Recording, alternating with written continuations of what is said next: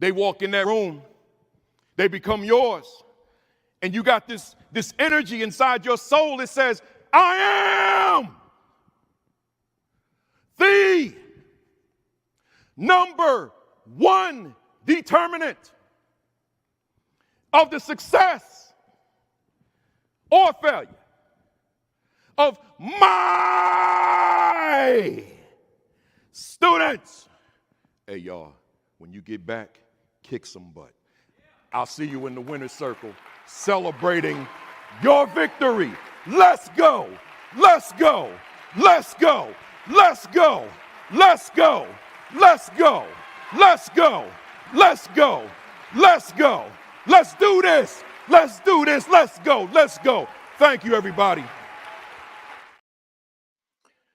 And we are live. Good morning. Good morning. Good morning. Good morning. Welcome to week 208 of the AP and New Principals Academy. Let me see who we got checking in this morning. Ooh, we got a lot of y'all. We got Sharon Wright in the building. She said good morning to myself and the queen, my wife. We here. I see you there from Brooklyn. We got Mona Obamolak checking in. She says greeting to myself and the queen as well, always. We got John Few in the building, and Mona's down there in Orlando. Probably got nice weather. This here is depressing weather up here in Jersey. We got John Few in Chester, South Carolina. I'm going to be in Chester on Tuesday. No, what day? Tuesday and Wednesday, I'm going to be in Chester. We got Dr. Rachel Edowekit in the building. If you haven't seen my interview with her from last summer, go check it out. It was in July. Just go to the AP and New Principals Academy YouTube channel and scroll back. And I don't know what number it is, but it's last July. Check it out. And then she'll be on with me this summer. So we're looking forward to that as well. We got AP Patrick Lawrence in the building, Kacy Shahid, Virginia, Constance Sherrod, Mississippi, Grace Castaneda, Kyle, Texas, Dr. Rella Hicks is in the building, Scott Wiley, Chester, West Virginia, Dr. Jocelyn Gordon down in Rock Hill, South Carolina. I feel like I'm down there all the time. Rodney Richardson, Hampton, Virginia, Marsha Post, San Diego. I got to call you, Marsha, man. I keep putting it off. I'm gonna take care of it, though. Rashard Davis, Las Vegas, Vanessa Zeskin, Connecticut in the building, Akimo Dawson, El Paso, Texas. I wonder, Akimo, were you in that room when I was in El Paso speaking to the administrators about a month ago, maybe a month and a half, something like that? Were you in that room? I had a good time that day. Lysandra Brackens down in North Carolina, Tashika Truesdale, Atlanta, Georgia, Lou Saunders, local homie in Jersey. Good to see you, sir. Gerard Laws, Greenville, North Carolina. I feel like I'm down there a lot too. Where we at? This thing just made a jump, y'all. That means a lot of people jumped in. Annette Mack is here. She said, good morning. Let's go. There's my milking sister, Haley Elaine Couch down there in Oklahoma is in the building. Kimberly Wilson Daniel in Atlanta. Dr. Demetrius Scott is in the building. Sherrod Laws. I said Tony McClenny, Dot McKeever Jeter, or better said, Principal Dot McKeever Jeter. One of our guests, Jamilah Hud-Kirk, said good morning to you. Where we at? Yeah, Haley, that's week 208. And keep in mind, that's 208 consecutively. We haven't missed a week. And I don't plan to miss a week. Now, I will say I've missed out on some things on Saturdays, man. That's the bad part of it, man. I've missed some things, including homegoing services, which some of us know as funerals. I've missed some because I wanted to keep my commitment here. So, and I've missed some other events. But, it's all good. We got Karine Orabelle Warren, Fayetteville. You must have been in the room that day when I was in that room the other day at Douglas Byrd High School. When was that? Wednesday. I see my wife, the queen, is in the building. The queen of the castle. I gotta laugh every time I say that.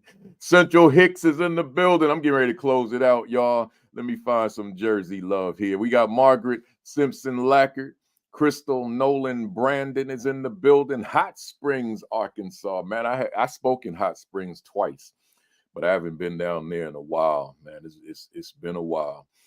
Jocelyn Nelson is in the building. Arlette Johnson is in here. Arlette Mello Johnson. If you missed our interview, it was about maybe 3 weeks ago. Go back and see that. She was a 2023 Connecticut Assistant Principal of the Year. So you want to go back and check that out. We had a great conversation. Michael Benton is here from Cincinnati. Marla Bray is that Broy? Yeah. Good morning to you. Appreciate you.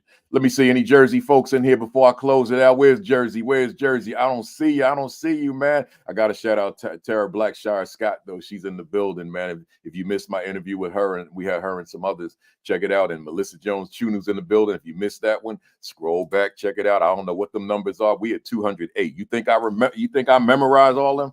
Nah, man. We got Yolanda McKinney in the building. She's going to be a guest later on. So, check out. She's been rocking with us since day one, man. Day one. And there's Stacy L. Joy. Met her in California a couple weeks ago. Good to see you, Stacy. I don't see no Jersey folks, man. Y'all must be laying in the cut, man. Champion Principal's going to be our guest soon. I see you, sir. Otis Kitchen II was with us before. I don't see no Jersey folks, man. I know y'all in here somewhere. Oh, here he is. I see you. I see you. Greg Sneed in the building. Principal out in Plainfield, New Jersey, and he was a guest on here about a year ago, I think, maybe 2 years ago. It was a while, but what a very powerful guest. So check him out, Greg Sneed. I'm gonna end this right here. Well, he said EO in the building, so Greg is actually from East Orange, so which is my home. So I'm gonna end it there with Jersey. And I'm gonna say now let's get it going. I gotta wait. Let me go over to Orange. Orange is next to Jersey. Next to East Orange, New Jersey. I claim East Orange. I tell people I was born in East Orange, and I tell people I was raised in East Orange. I was raised in East Orange, but let me let you in on a secret now. Just a secret. I tell this secret every now and then. I wasn't born in East Orange. But I tell people I was born in East Orange, but I was born in Orange Memorial Hospital in Orange, right? But don't tell nobody, because I claim East Orange, right? So with that said, hey, y'all, good morning. Greetings. Welcome to week 208 of the AP and New Principals Academy. Whew, 208. Man, this thing was supposed to only be 18 weeks, and I was out. But I kept it going with no ending in sight. But let me tell you something, y'all. I a lot of times I say I don't know about you, but let me put it this way now. We at that end of the year, right? It's not, well, some of us are near the end of the year, like the Southern people who going to be out of here in May, but others of us, like the people up here in Jersey, they saying end of the year, you ain't serious, are you? Because they go to like the mid to end of June, right? So but it is that last quarter, and this is a tough time, man. It's a tough time. Student behaviors can be a challenge. Quite frankly, some staff behaviors can be a challenge. So some of y'all might be just a little exhausted, right?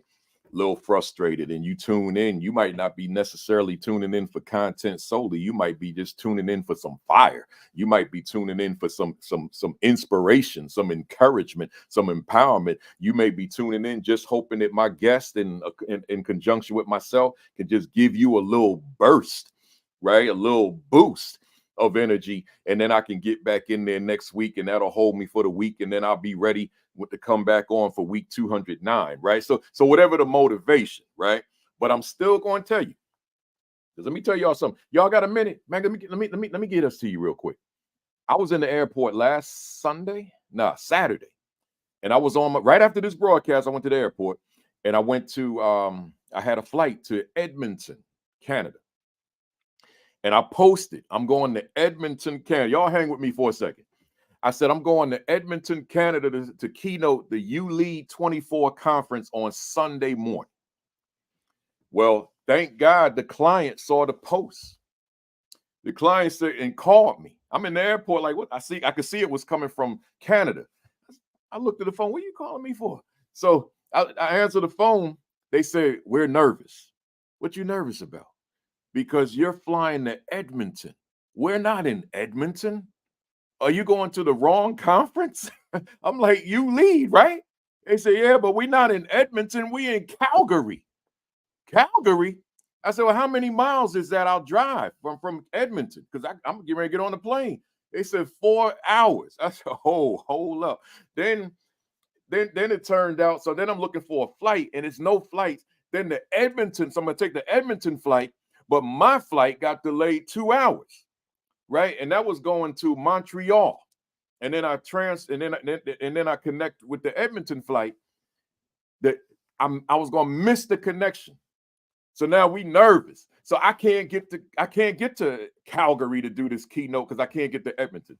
So they called me back. They said, we're going to figure this out. They said, we moved you to Monday keynote. So you go ahead and fly to Montreal, spend the night in Montreal, and then catch the Calgary flight. And then you still got to drive 2 hours to get to Calgary from where, to Banff, BANFF, which is where the conference was.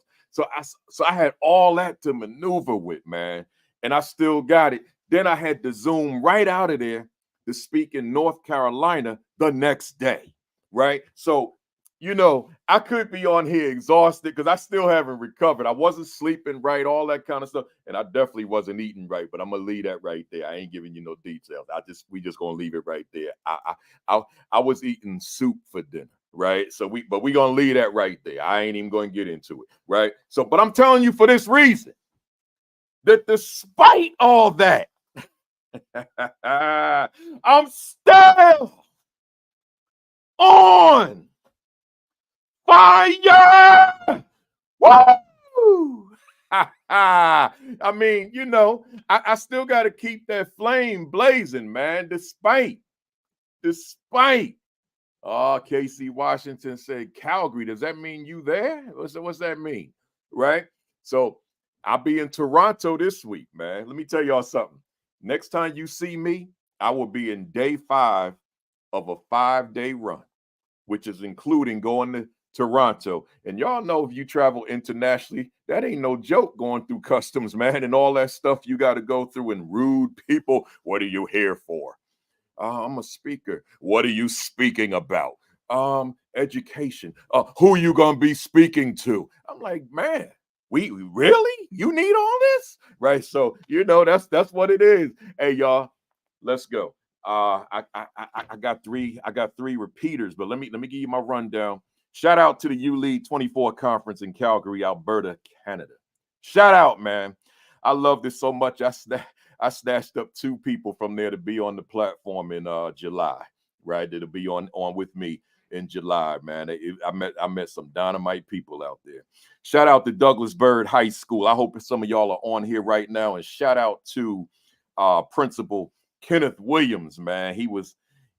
That's my man. That's my new guy, man. He was I could see where that school is going under his leadership.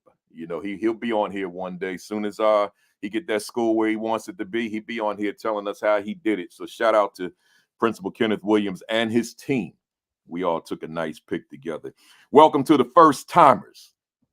And if you are in fact a first timer, guess what? You missed 207 sessions. And I'm gonna tell you, I don't know where else to be during this time on a Saturday morning, right? I don't know where else to be just in terms of this kind of information, man. I mean, the quality of people that come on here, and if I could pat myself, the quality of information that I give. But see, I haven't been doing many solos lately. I got one coming up the first Saturday in May. I'm going solo. Here's why. Because it's the 4th anniversary of this platform. I'm going buck wild. Buck wild. It's the 4th anniversary of this platform. I'm going to be dropping so much on here that day because that's the only time I'm going solo for a while. I had slated every first Saturday as my day. And then I be coming across these people, man. I'm like, oh, I need you on the platform, but I don't have no days until January. So I said, okay, I got to give up my solo. And then I kept doing that until I got no more solos. All right. So if you're a first timer, go to the YouTube channel because all is not lost. Go to the YouTube channel, and it's called AP and New Principals Academy. Hit the subscribe button, hit the subscribe button, hit the subscribe button, and then binge watch all 208, because this will be on there too. All of them. These young ladies, these young sisters I got on here today, they've been on already. This is their second time. They so dynamite. I said, I got to bring you back a second time, right? So make sure that y'all check that out. School Leadership Institute. I'm going to go through these quick. School Leadership Institute with Principal Kafele, July 9 and 10. Join me in Houston, July 9 and 10. Don't wait till the last minute to register. Go to principalkafele.com on the homepage. Scroll down to Principal Kafele announcements, and I'll be there. The Institute. Click the registration button. We spend July 9 and 10 together in Houston, where we just talking leadership all day. Then come on back to Houston, July 18 and 21 for the Black Educators Rock Conference. That's just dynamite. It'd take me all day to name all them speakers. Just come on down. I think Principal Captain Kirk is going to be there. You shaking your head, so I mean, yes, you're going to be there. One of my guests today, she'll be there, right? So I don't know if Kacy Shahid, you didn't get with us yet, but we got to get you there, and Dr. Payton. But we'll be there. And then I do a solo Sunday, that 21st, more leadership all day long. Right. So go to principalkafele.com and scroll down to the same place and register. Real quick, y'all been keeping this in that Amazon top like 10 for a long time on administration. So keep on keeping it there, because that means that we helping a lot of people become great assistant principals. So, and also preparation for the principalship. So if you don't have a copy, go to Amazon and get yourself the Assistant Principal 50. And then while you're there, get my new one, the Assistant Principal Identity. And then while you're there, get the Principal 50. And while you're there, get the Aspiring Principal 50. And while you're there, get Is My School a Better School Because I Lead It, right? I can go on, and I still got about 5 more down here, but we're not going to do that. Just put my name in the search engine and you'll see it. You'll see it. I see another Jersey homie. I see Keith Hinton II in the building. Good to see you. Be sure to like and follow the AP and New Principals Academy Facebook page. I know I haven't written an essay in a long time. I'm tired, y'all. It looks like I'm wide awake right now. Look at my eyes; they slanted, man. I'm tired. I really am, and I ain't gonna play with you. I plan to watch basketball all day, and them games might watch me. Right? We'll see what happens. But I'm sitting on that comfortable couch, so I'm trying to write them essays on Sunday mornings. But I'm usually exhausted on Sunday, and I haven't gotten to it. But I'm gonna try my best. I see you, Yesenia Rodriguez. Good to see you. Long time no see. Let me do my monologue real quick. I'm gonna keep it short because I've been talking so much. I'm calling my monologue the interview. And the reason that I'm calling it the interview, I was talking to a young lady on Facebook yesterday and then again this morning. And she wrote me. I'm not going to disclose her identity, but I'm going to tell you, I told her I was going to do this. She wrote me and she says she's bombing the interviews. She said because she's nervous in the interview. Hear me, somebody. Those of you who are interviewing now or will be interviewing for an assistant principal position or a principal position or a position other than principal position, whatever the position, superintendent position, assistant superintendent, director, supervisor, whatever, right? I want you to hear me well. She says she's bombing these interviews because she's nervous at the interview. She says she watched all my interview videos. And those of you that don't even know about my interview videos, they're on the same channel on YouTube, AP and New Principals Academy. Literally thousands of administrators in this country are administrators because they watch these videos. And I hope that their skill set match their ability to perform well in an interview. But I know that because thousands have reached out to me to say thank you. So that's how, I'm not exaggerating when I say that.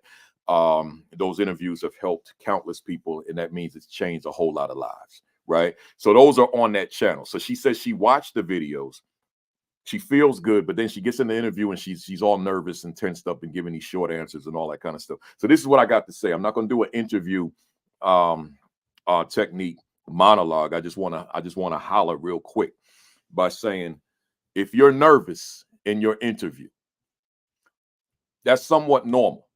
I still get butterflies when I speak to certain audiences. Not all audiences, it just depends on the conference or the situation. But butterflies is not a bad thing. It's a good thing. You take them butterflies and you make those butterflies work for you. You take them butterflies and you attach them right here. I don't know if any of you know how airplanes fly, like how they take off the ground, but it's called lift. when that wind, when they push that throttle all the way in, and now that plane is on that runway going full throttle, full speed, and then they tilt that wing in a way that air gets underneath the wing and that lifts it. Right. And then that engine speed is what keeps it in the air all that time with that lift. Now, you might be saying, how does he know this stuff? Because I went to flight school. I actually know how to fly a plane. Right. So that lift, that initial burst of air takes it up. And now it's going to stay up as long as them engines keep running. Right. So I'm saying this to you. Take them butterflies. Right. And put them under your wings. Put them under your wings. And let them butterflies lift you, right? So now I got my butterflies, but I'm making the butterflies work for me. See, some of y'all get scared, and the butterflies keep you, prevent you, preclude you from being able to achieve whatever the dream is, whatever the goal is. So take the butterflies and let the butterflies work for you. It's just like money. You make money. Some of us spend money.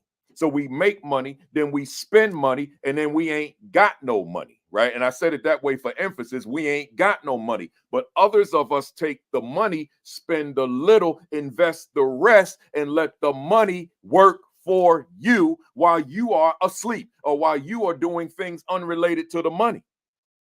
So I'll tell you, I'm gonna be straight up, because maybe I need to minister this to you.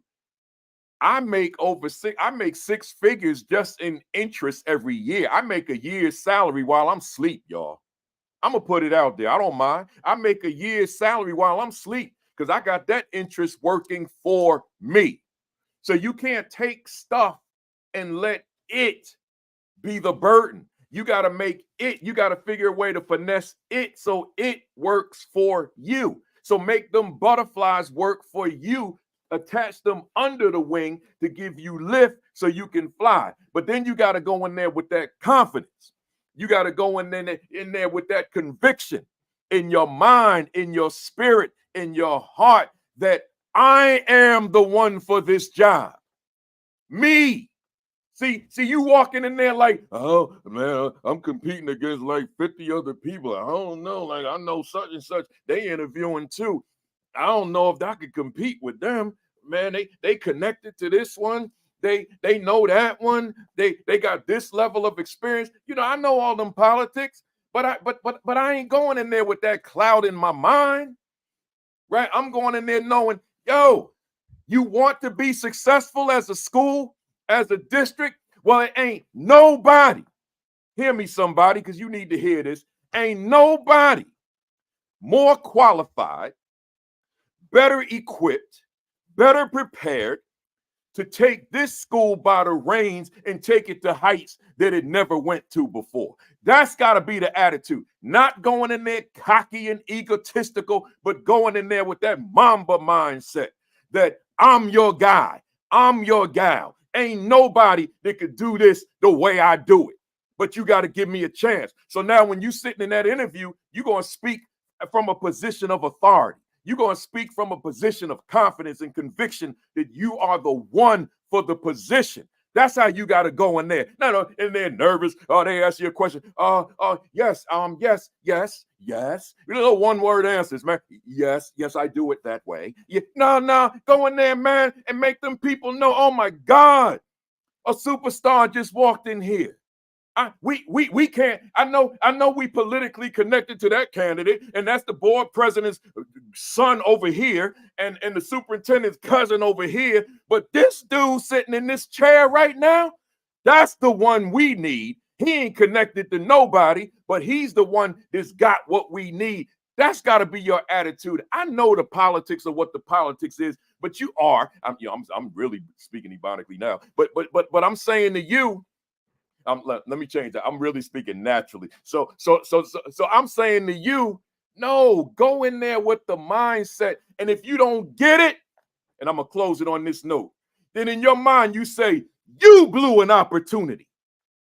That's your mindset, right? You ain't going to go out there with your tail between your legs and your head down, and you got tears coming out your eyes.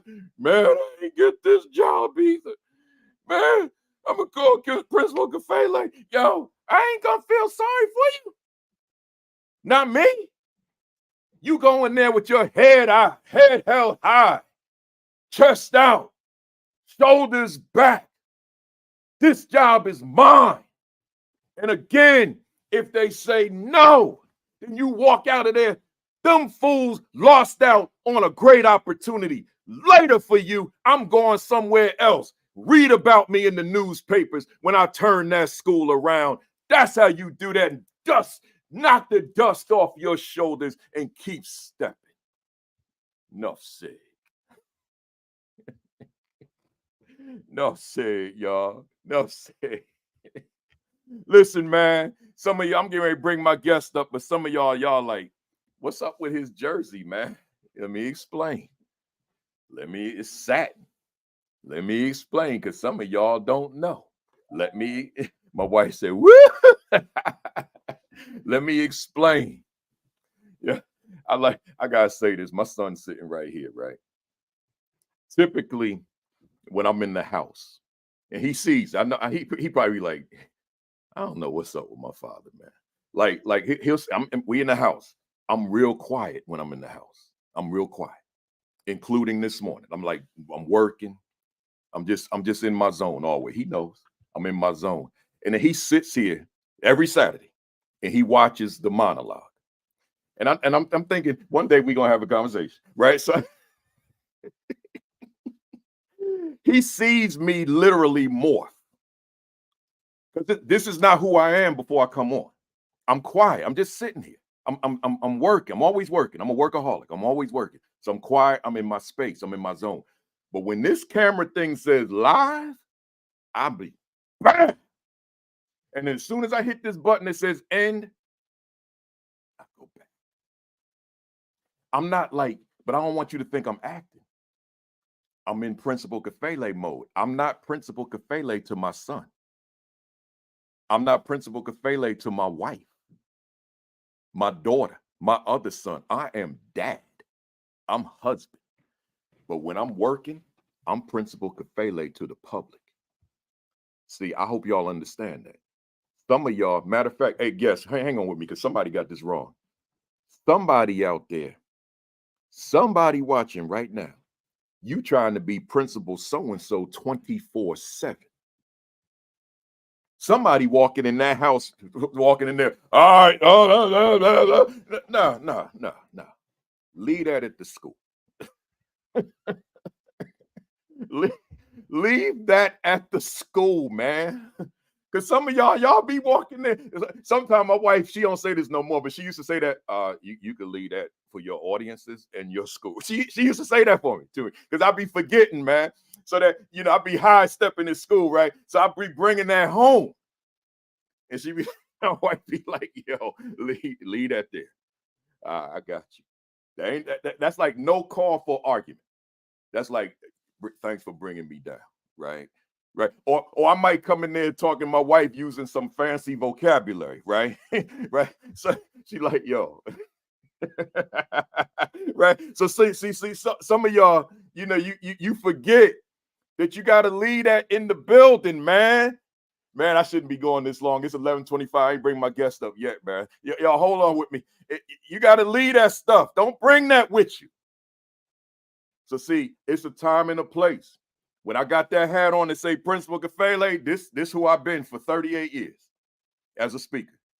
But when I ain't got them lights on me, I bring that joint down. I bring that down. Y'all with me? All right, let's go. I see the comments, man. I see y'all with me. I see you. All right, here we go. I got guests, y'all. Let me bring my guest up here. Let me get my guest up here, man. Let me get my guest. I'm sorry, y'all. Good morning. Good morning. Good morning. Good morning. Welcome back. Welcome back to the building. Welcome back to the AP and New Principals Academy, y'all. Y'all, they were on for week 180. We got Dr. Caterria Payton in the building. We got Dr. Kacy Shahid in the building, and we got soon to be Dr. Jamilah Hud-Kirk, Principal Captain Kirk in the building. So Did I pronounce the HUD part right? You're good. Because You're good. I feel like I learned that it's different. It's so HUD is the Arabic spelling of HOOD. HUD. Yeah, I knew Correct. because when you on with your father, that's when. Yeah. Yeah. So Hud-Kirk. Yeah, Correct. there you go. Hey, I'm glad to have y'all back on. I spent so much time on this opening, but here we go. Hey, y'all, I'm not gonna read the long bios today because you can go to week 180 and get the full bios because these ladies are highly accomplished and the bios are very long, right? So I'm gonna give you the short version of each. Dr. Caterria Payton, and that's Caterria, right? Correct. Yes, sir.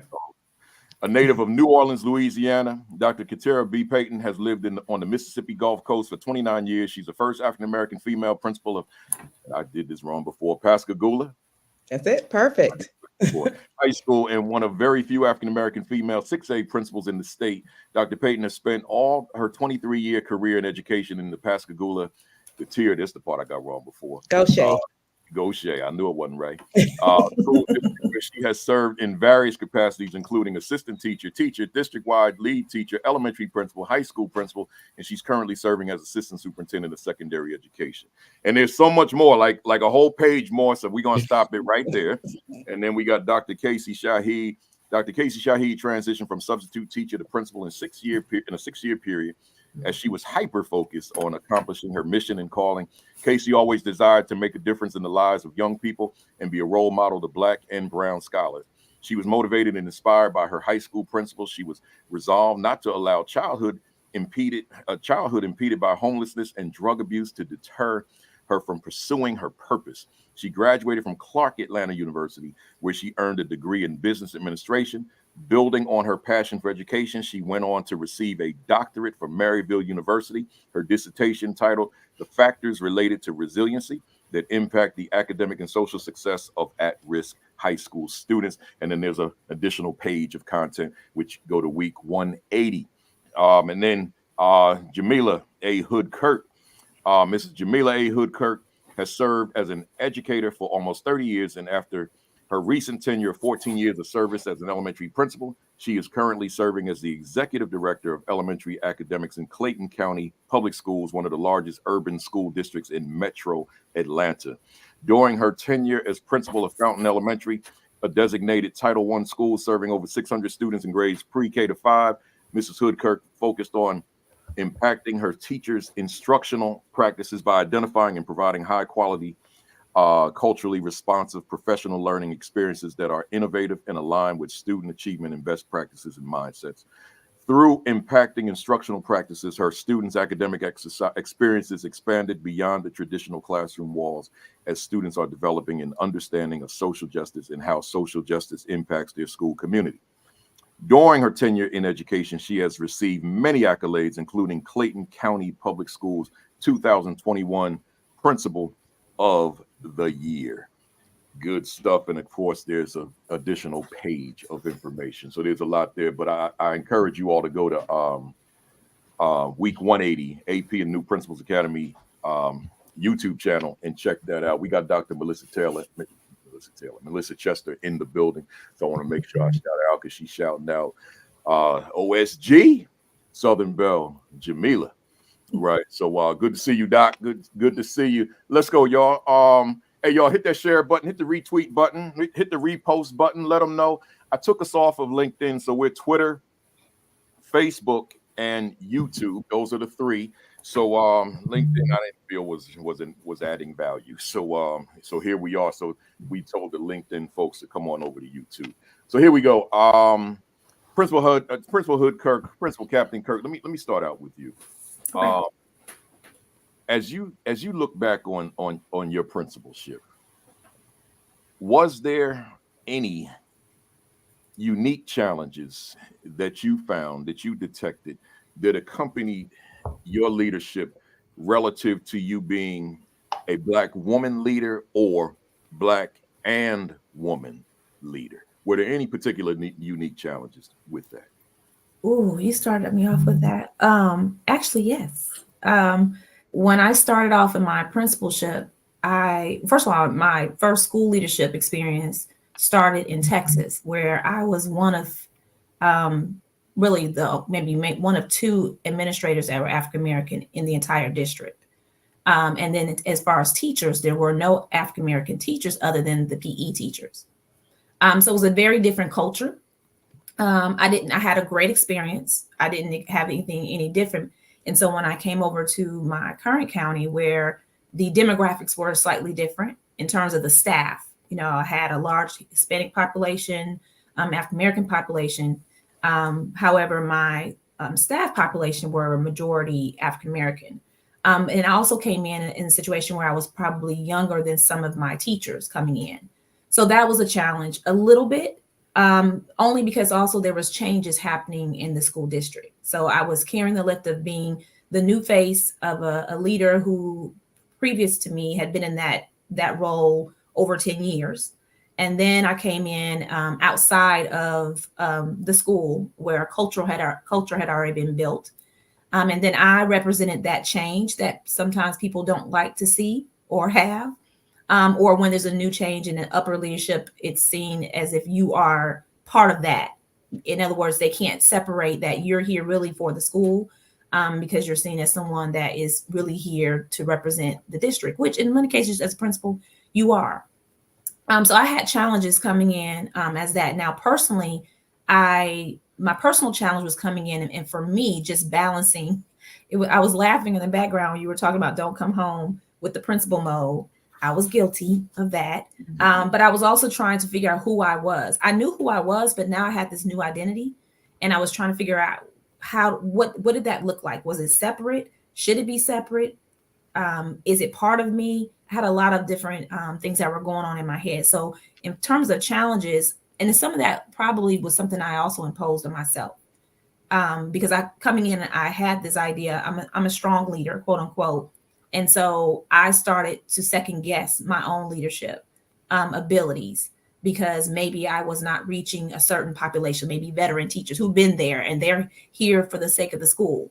And here I come as a new person and I know what's possible because I'm coming from the outside, or I've seen things possible because I'm coming from different aspects and I know the potential the school has, but I'm coming in as representing that change that people may not necessarily understand. So I had a challenging time coming in because I'm a relationship person. And so I had to figure out that boundary as well and identify not to sacrifice the relationships, but also hold people accountable, if that makes any sense. So that was a challenge for me. Yeah, it makes a lot of sense. I appreciate that. Dr. Shahid, I want to for these first three questions, I'm going to throw the same questions at each of you. Same question. Any unique challenges to being either a Black woman leader or Black and woman leader? Absolutely. I kind of share some of those same sentiments. My last assignment, which was at my alma mater, Central Visual Performing Arts, it was a dream come true. But when I walked into the school, unbeknownst to me, the staff was 98% Caucasian or other. And I felt immediately my competency was questioned. I felt I had to be intentional about my facial expressions, my tone of voice, how I might address situations. Do I go head on? Do I have a softer approach? And so do I change my tone of voice? And so all of those things came into even my hair. Do I wear my natural hair and a lot of it was me overthinking. And it was one day in meditating over James Baldwin. And in his words, I am not your Negro. Like I am not your Negro. And if anything that I was, it was to step into my own confidence and courage and be who God called me to be and not overthink what others were thinking about me. Did they, because I realized I can't change their beliefs and what they may think about me, but I will show up like I've been showing up on every assignment. And that is with my entire armor, centering the voices and centering students, centering, and trying to balance the interests of my student staff and all my stakeholders without overthinking it. So a lot of it, I'm going to say I was in my own way when I began to overthink about, are they doing something to me because I'm a woman, or because I'm a Black woman. And I often would say Black men or white women get treated differently in leadership spaces. I stopped saying that. Even though it may be some truth and validity to it, I just stopped giving energy to that whole topic, because that is what was, I was making it a reality. So if anything, I just started getting out my own way. When I would feel a certain kind of way, if it was my own way of being rebellious, I would sit the book on my desk as a reminder for myself of who I belong to and who I am. And I did it unapologetically. And I did have courageous conversations with my staff. In spite of the racial differences, we still had those courageous conversations, and I still held them accountable. And I was able to wear my hair that looks like Jamilah's when I wanted to, and not feel bad, and I could give a demand without overthinking it, because once those relationships were built and they knew who I was, and once I was comfortable with myself as a leader, it wasn't an issue for me anymore.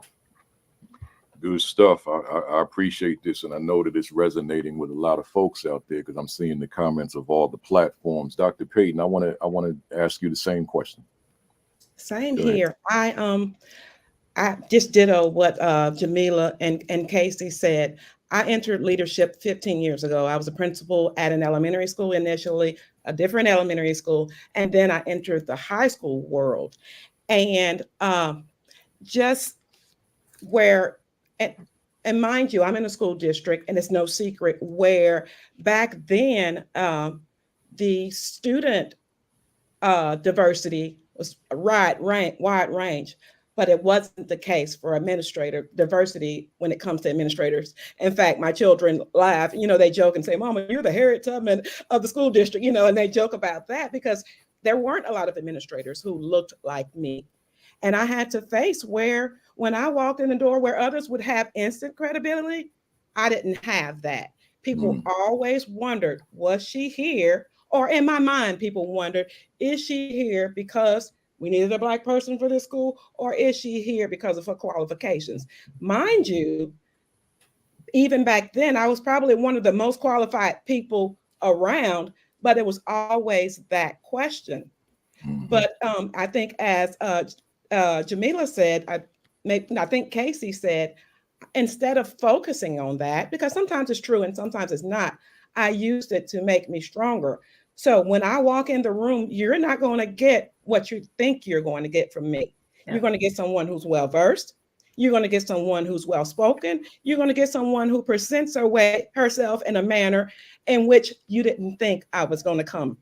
And so in that way, over the years, I have earned what Dr. Payton meant 15 years ago may not mean the same as it meant now. But I also think we have to be careful, because when I took over as principal of Pascagoula High School, one of the first things my children did, and they were so proud of their mom, one of them posted, "My mom is the first Black female principal of Pascagoula High School." Well, I have children in Pascagoula High School who were not Black, a lot of them.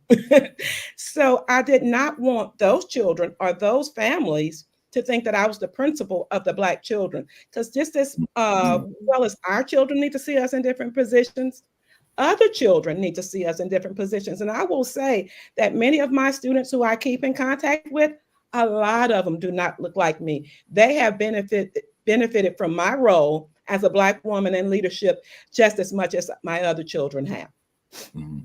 Yes, and that's an important point.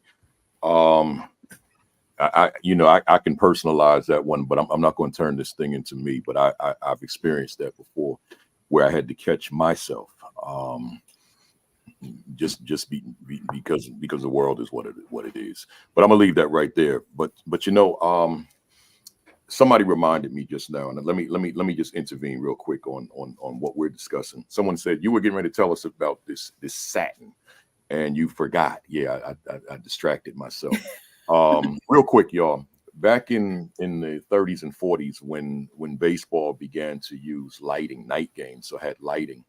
The Dodgers were one of the first teams, and Jackie Robinson was playing. I honor Jackie Robinson every April, and I wear Jackie Robinson jerseys for this platform throughout the month. So this one my son gave me, and I never heard of these satin shirts.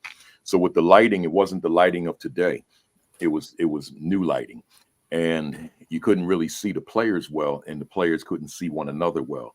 So they came up with these satin jerseys that would reflect the lighting so that the fans could see the players and the players could see each other on the field. So they didn't last long, but they lasted long enough that now people buy these replicas. So that's what I'm wearing. There's a 42 on the back of this, and this is the Jackie Robinson satin Dodgers jersey when night games became a thing in the 30s and 40s. In Jackie Robinson's case, in the 40s, 1947 to be precise, when he became a Brooklyn Dodger.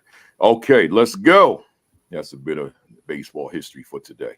Dr. Shahid, there's this long-standing stereotype, as you know, that and I want to put emphasis on the word stereotype, of the Black woman leader as being bossy, overbearing, difficult to work with, angry, etc., etc., etc., which I will call right now, in case there's someone that harbors those notions, as absurd, as ridiculous, right? But instead, because I've seen more Black women lead than I can count and talk to more on this platform, and instead I just see it as a level of seriousness, a level of intensity, a level of drive and determination toward demanding excellence at that school, right?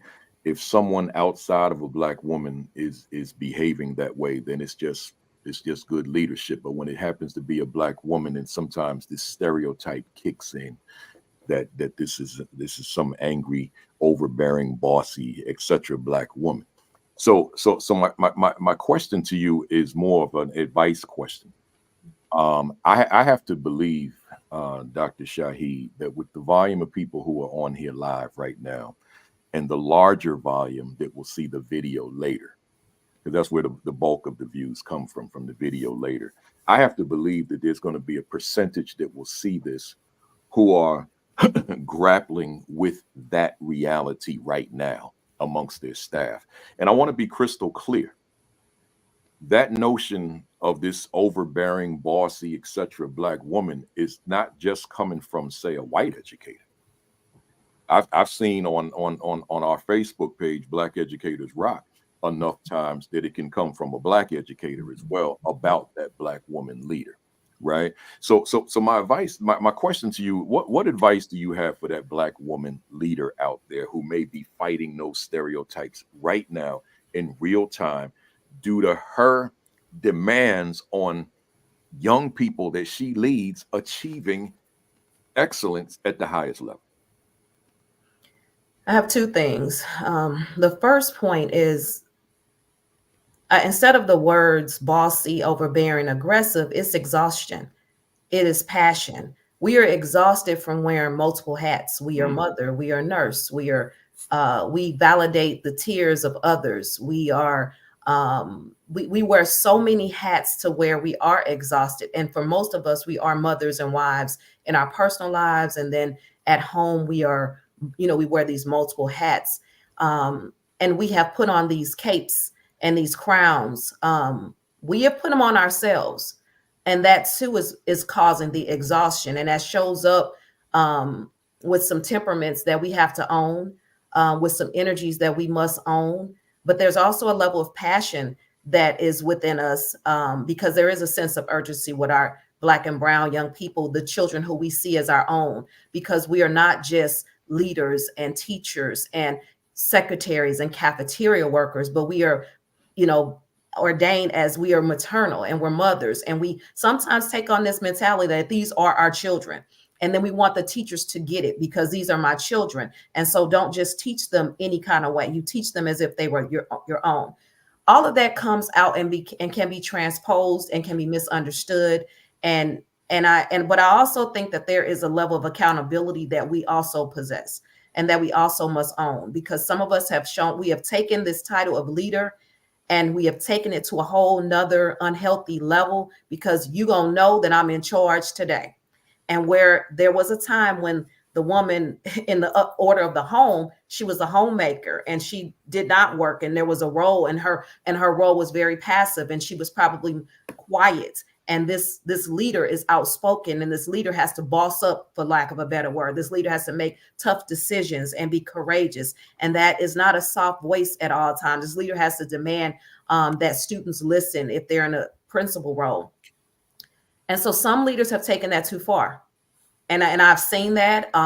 I have seen leaders come into the profession. They almost forgot the praying moments when they were on their knees. Lord, if you just give me this moment. I think you talked about that on one of your podcasts a couple of weeks ago, either last week.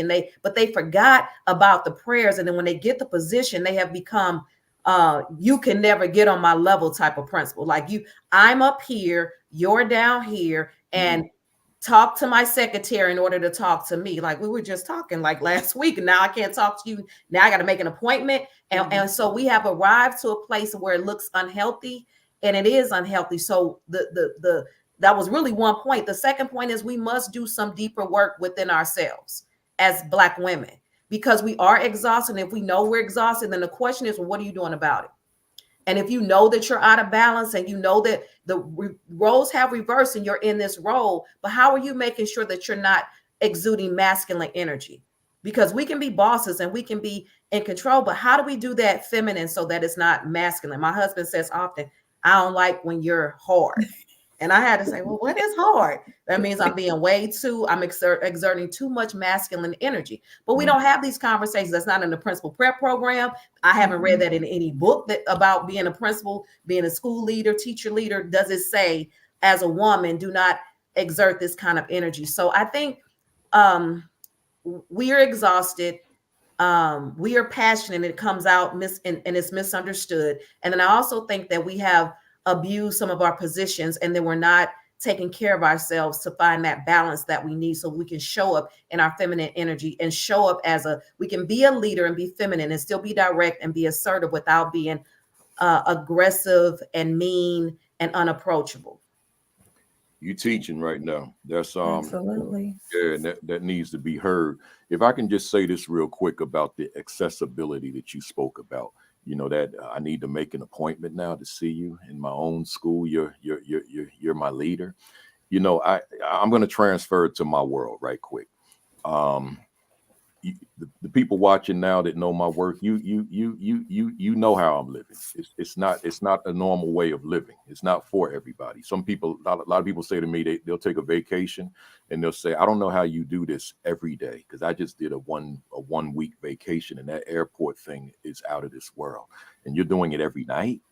And so I'm saying that to say this: the volume of inboxes that I receive in a week is immeasurable. But I respond to 100% of them. Now, I don't have to do that. I don't have to go check an inbox and respond to people that I don't know, but I do, right? So none of us are so high and mighty as what you're saying that we can't be accessible. I'm not the principal, but I lead this platform. So therefore, I want to make sure that someone got a question for me. I may not give them the full answer that they're looking for, but I'm going to at least have the courtesy to respond to you and give you something. I'm never going to get so high and mighty that I'm too big to respond to somebody in the inbox, right? And that's what you're saying as it relates to the leadership, as it relates to accessibility. And that matters, folks. Young folk, a lot of young heads on here right now.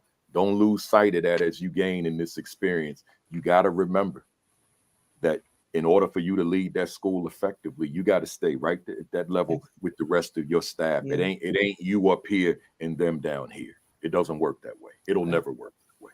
Let's go. Same question to Dr. Payton. As leaders, we have to understand that how you navigate the adults that you serve, the adults in your building, the adults in your district, will determine your success. Once we become a leader, it's no longer about what we can do, because we've already proven we can do it. It's about what you can inspire and empower other people to do. And there's a fine line between confidence and arrogance. Yes, arrogance. We want to be confident in everything we do, and we want to grow people in their confidence. But when we cross over into the realm of arrogance, it's a turnoff. It's a turnoff. And just like children don't learn from teachers they don't like, our teachers, our staff members won't work for us if they don't like us. And we absolutely need them. We can't do it from the office. They are the boots on the ground. And if we can't find a way to inspire them, and I'm talking about those who look like you, those who don't look like you, you got to know your people and what makes them tick. You have to meet them where they are, each of them where they are. And you can't meet them if you're in your office and you don't know who they are. So you have to know who they are so you can meet them where they are. And yes, it is your problem if she felt that you approached her the same way. It is your problem because maybe you need to take a different approach. You can't lead people you don't like and they won't follow you if they don't like you. So we have to constantly take self-inventory. We have to, I say, I'm unapologetically me. I'm just me. I'm just going to be who I am. However, I am the first to apologize if me stepped into your personal boundaries and your personal space or made you feel some sort of way that's going to impact the way you teach our children. So we have to be out of self and be servants. Love it. I'm the same way. I'm gonna be authentic, unapologetically, authentically me. Yes, ma'am. Principal Captain Kirk, same question. It's so interesting that you pose that question. I mentioned, before we got on the live, how I'm going into my third week of the doctoral program.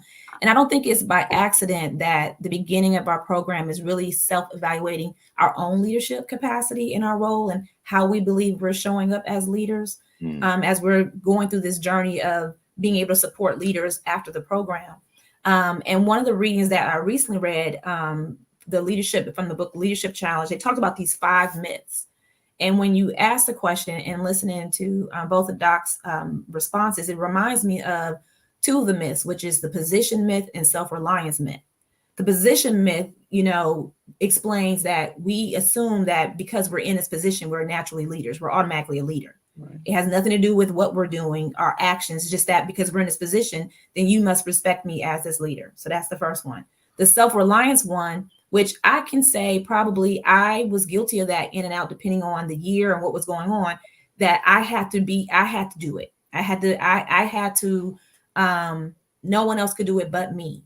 I know what needs to happen. And I think a lot of times we get caught up in, we have these mental models, maybe depending on our own experiences coming up in education or our own experiences in our upbringing. And we impose some of those things. We feel like we have to show up and be this strong person because we're fighting the different perceptions that someone may have of us when we really are not really thinking about how we're showing up for other people. It's just as important about how you think you're showing up and how you're showing up for other people. And there's research to support that those effective organizations, there's how they perceive you in terms of your strength and how strong you are as a person.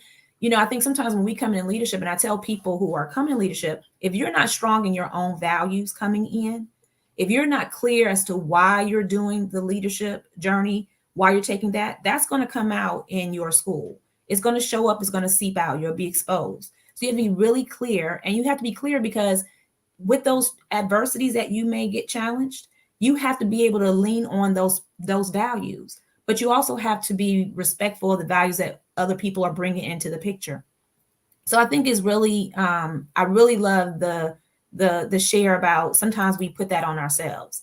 I don't like the word bossy either. I can be very passionate, but I can also back it up with why. I can also back it up with action. And I can also back it up with the relationships. And back to, I think Dr. Shahid brought up earlier, with those relationships, they know what your focus is. There are going to be times that I'm holding you accountable and it may be perceived as bossy. I'll take that, but I'm holding you accountable because I'm holding you accountable for our children. And it's not about it's not about me liking or not liking you. It's about, are we doing what's best for students? And that's my thing. That was always my role as a principal. I always took it back to the why we are doing what we are doing. Because sometimes in coming off as being bossy, we're asking people to do things, but we were not telling them why. Why are we doing what we're doing? We're not showing them end result or what's going to happen or the impact that we're trying to make.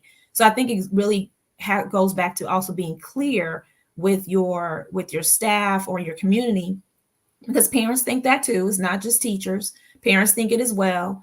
Being clear as to why we're doing some of the things that we're doing, and being transparent, and then and inviting people along the way, and really tapping into other strengths and other capacity to lead, because leadership is not just in the position. You have teacher leaders in your building. I had custodians who were leaders. I had paraprofessionals who can knock it out the park.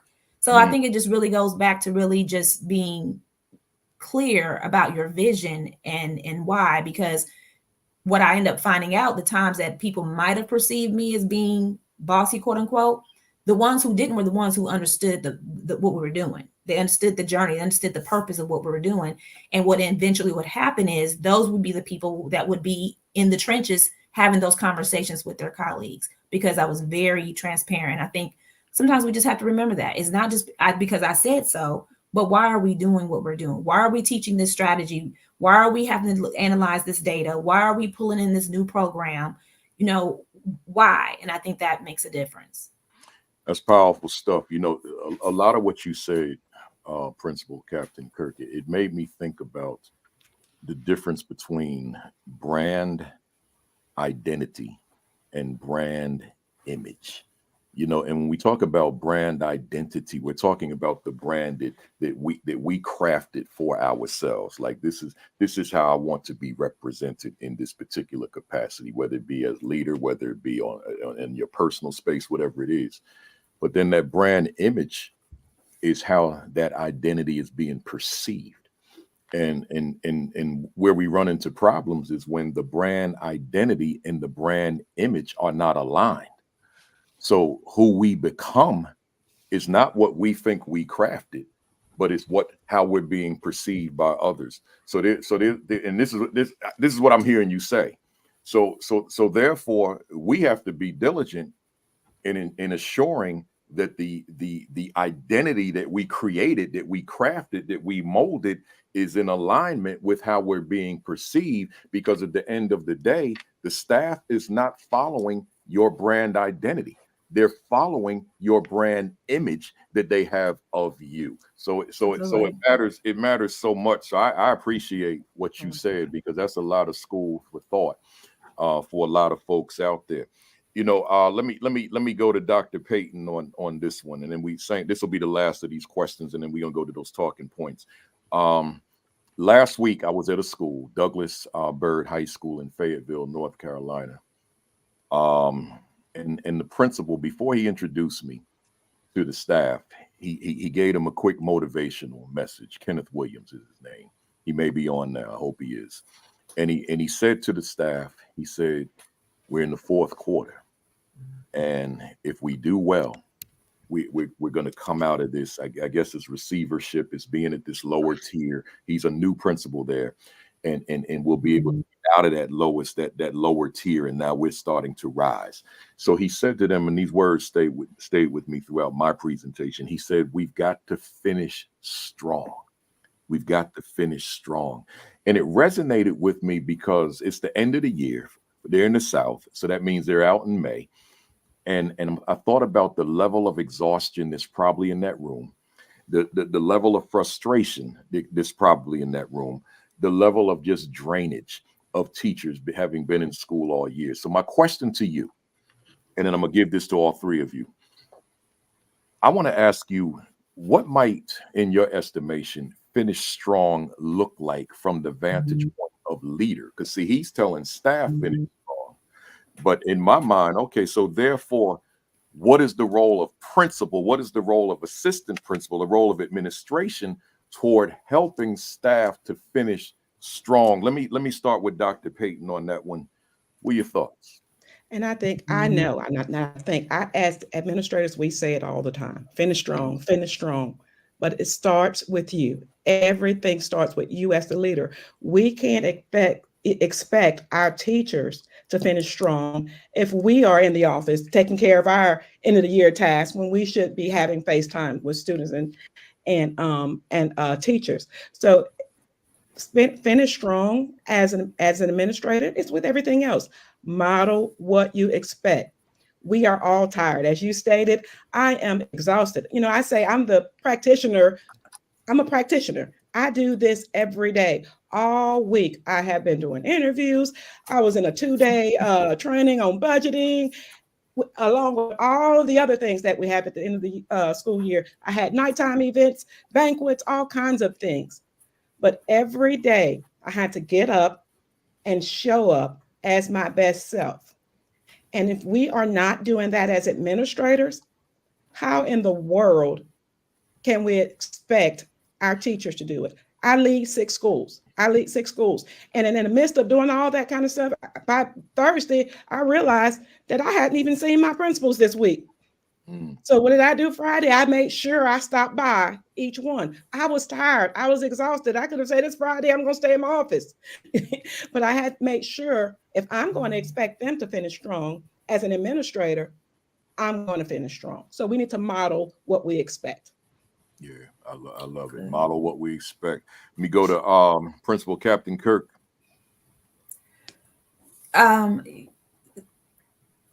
Modeling is super important, because I can remember times, especially this time of year, because we're in the South, so we will be out in the end of May, and around March before spring break is a tough time.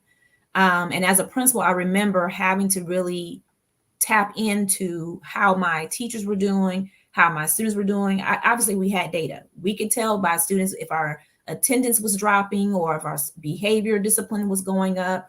But being in classrooms, I was very intentional about, eventually I ended up getting a rolling cart my rolling office, if you will, that I can take down the hallway. Because one of the things that I noticed, especially during the pandemic, used to tell people all the time, the hardest part of the pandemic is I could not put my eyes on my teachers to see how they were doing. But I knew that I had teachers that were struggling. And so even before the pandemic and after the pandemic, I was very intentional about going into classrooms, standing in the hallways, and just putting my eyes on teachers. But I had to be that cheerleader. It wasn't, whether it was feeding the teachers, whether it's going to the classrooms, but teachers just wanted us to be present. They just want us to be in the classroom. So if something were to pop off, we're already there. We're accessible to them. I think that's super important for moving and being strong, and then keeping the main thing. Oftentimes in the springtime, there's a lot of things that pop off. We have field day, we have awards, career day, and teachers are exhausted because we're asking them to teach, get them ready for the test, and do all the extra things. And so we, as leaders, have to help temperament that. We have to provide some boundaries for teachers so they don't feel like they have to do everything at one time. So I think that's something that, in addition to modeling, that we have to create structures in our building that provide support for teachers to do the work that we're asking them to do. They have 8 percentage points they have to increase data, or whatever that district goal is for every school, or to stay off that list. Some schools are already on the list and they're just trying to get off the list. And so as a district, and especially being at the district level now, being mindful about what we're imposing on schools so they can get to the bottom of the core work. And so I think as a school leader, modeling for them, being that cheerleader, also being aware so that you can create structures in your building, which may mean eliminating some things, which means maybe being in the classrooms and being present, especially those classrooms that you typically have problems with, and being around where the teachers know and the students know that you're going to be there. Sometimes it meant going into the classrooms and pulling small groups to help teachers out, because where it should be instructional focus first. We were all teachers at some point. Teachers love the fact that you're willing to roll your sleeves up and get in there and pull students, whether it's, to help with instruction, just to help with students who need to get back on track. I think all of those things are good strategies that a leader, assistant principal, and a principal. But I have to also say, because I'm noticing, especially because I get to go in schools now, as principals, if you're already a principal, your assistant principals need that too. In most cases, those APs are getting ready for testing. They're bogged down for testing. That's a heavy lift when they know things that rise and fall on testing, and they need that support and structure too. So as much as APs can get in the classrooms, yes, but one of the things I used to do as a principal, I took on discipline right now because I wanted my APs not to be stressed and to be able to focus on what they need to focus on. I took the parent calls that come in off impromptu in the meetings, come into the building. I need to meet with the assistant principal or principal. I was walking the hallways. I was keeping whatever the AP had on their plate. I try to take care of that as well. So I think those are really things that you can do, because when people see your actions and that you're really truly trying to help them focus on the main thing, especially if you have an expectation, well, then help me with that expectation. And I think we just have to be mindful of that.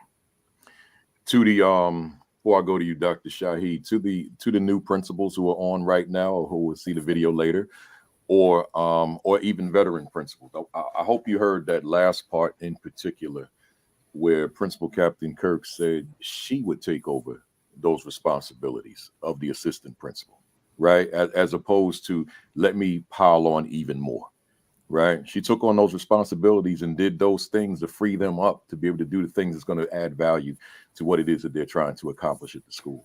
That matters. So I want to make sure that that resonates with folks out there. Sometimes we got to step to the plate, for others, outside of our own job description, if we're going to make that school run, function the way we want it to. Good stuff. Dr. Shahid, same question. I agree with both Dr. Payton and Principal Hud-Kirk, but I want to add a different perspective because I'm always hearing model the way and lead by example. It has become very cliche. And when I've gone to leadership meetings, and this may not sound good, but I'm gonna be real transparent because this is family and we're in a safe space. But when I examine and audit the room, I see people who are physically unhealthy. You can see when they walk into the room that they're physically out of breath. I often question if individuals who call themselves leaders or aspiring leaders are fit for this work. And when we say go into a classroom and model instructional strategies, I've not touched any type of book. I've not sharpened my tool. I don't have anything in my toolbox to say I can teach any strategy around instruction. But I've been a principal for the last 12 years, and I've been an assistant principal for the last 4 years. So no, I don't have it in my toolbox. So I'm not fit to do that work. I'm out of tune with myself as a woman, as a man. I'm not even comfortable in my leadership ability, and no one has challenged me on that. Yes, I got my doctorate, and within that first course, we talked about identity, and I did a strength finder assessment, but no one has held me to if I'm actually improving in my strengths or where I am with that. So we have leaders aspiring and leaders who are currently in the seat who are not self-aware and in tune. So in essence, they're not fit for the job. So we're not leading by example, and we're not modeling the way. We have executive leaders at district offices who are physically not capable of leading a group through a well-balanced session. Like we're talking about balance. You're out of balance as a leader. No one is having this conversation. Dr. Kacy Shahid probably will not be invited again on a podcast. That's okay.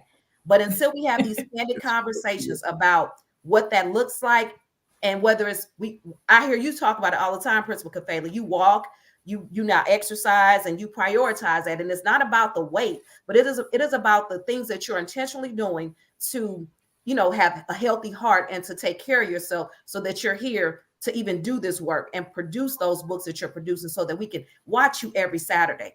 We have leaders who have taken all of that for granted. Before they became an assistant principal or a teacher leader, they were walking with their buddies and they was doing these things until they got in a seat. They're not drinking water. I'm being real technical because I really want to be anal about what we're not doing, because I'm waiting for that session at a conference. What does it look like to be a balanced leader? When we say we're modeling the way, what does that truly look like? Do you meditate? Do you do yoga? Are you eating right? Who's holding you accountable? What are your strengths? And how are you building upon your strengths? How do you take accountability and responsibility for the things that you're not doing right? You are a mean person. You are a mean leader. And it has nothing to do with being accountable. I mean, you're not being accountable. And stop making excuses for why you might be a mean leader. You've taken your power to a whole nother extreme. And not what you said, Jamilah. We have some leaders who are out of balance with it. Yep. And I'm talking about those leaders, and no one is having those conversations. It's uncomfortable. It doesn't sound right. I won Principal of the Year. I won AP of the Year. I won Teacher of the Year. How can I possibly be not fit for the job? Who is Dr. Shahid to say that you have to be fit? I'm not talking about just physically, mentally, spiritually. Deepak, is it Chopra? He has a book, The 7 Laws of Spiritual the 7 spiritual laws of success. And one of the laws is the law of least resistance. How can you do the least but get the most out of your return? And who's holding you accountable to that? So it's having some hard conversations. It's not saying doing a whole bunch, but how can you do some things that's going to improve you as a leader so that you can truly model the way and lead by example? Very okay. Go ahead. Well, no, I want you to jump in on Hood-Kirk. Just let me say this one thing while it's in my spirit, and then I want you to take over. Dr. Melissa Chester, I want watch this, Doc. Yeah. Dr. Shahid. This I want Dr. Melissa Chester. I want her to hear this. I know she does. Dr. Shahid, I'm gonna hold you accountable. I want you, if you're able, I want you to be at the Black Educators Rock Conference in July to deliver that presentation that you're waiting for somebody to deliver. I want you to deliver. This is my personal invitation for you to join us July 18 to 21, whatever day that we select, to come down and deliver that presentation, because everyone in that audience, they need to hear it. Then I'm gonna reach out to you for the rest of the national conferences, so that instead of us waiting for that presenter to come and present that, you're gonna be the one that's the master. This the and when they throw tomatoes at me, I'm gonna come back to you. No, we got you. They ain't throwing no tomatoes at me. I'm just joking. No, I know you are, because everybody needs to hear that message. Now, I talk about that in terms of like closings and so forth, but I've never done a session just on sustaining your body physically, right? I close with it, a keynote or something, right? But I really need to be, because I know what it is to be in surgery, with doctors trying to keep me alive. I know what that is. So I really need to be doing the full day session or the half day session, or even just the keynote on that, to talk about how you gonna lead and you ain't physically fit to lead. I need to be doing that session. I've never done it before, but you do it. Thank you, Dr. Kafele, because I was going to say the same thing. Dr. Shahid, why don't you do it? So thank you. I'm going to do thank you for the opportunity. I can't wait. And I was going to say, Dr. Shahid, I'm glad that, we talked about this last session. I wrote a whole book on leading with balance, and it was for women. It was for women leaders specifically, and I did it with 4 other leaders at the time, Black women leaders at the time, by the way. And the reason why I wrote the book, it was before the breast cancer diagnosis. It had nothing to do with that. It had everything to do with what I was going through, as a reminder, Dr. Shahid, because I was not taking care of myself. And I was questioning, was I fit for duty, in terms of not my intellect and my ability to lead, but me physically. Is this the right place for me? I had a lot of different questions. And I also knew that I was not needed to show up for my staff.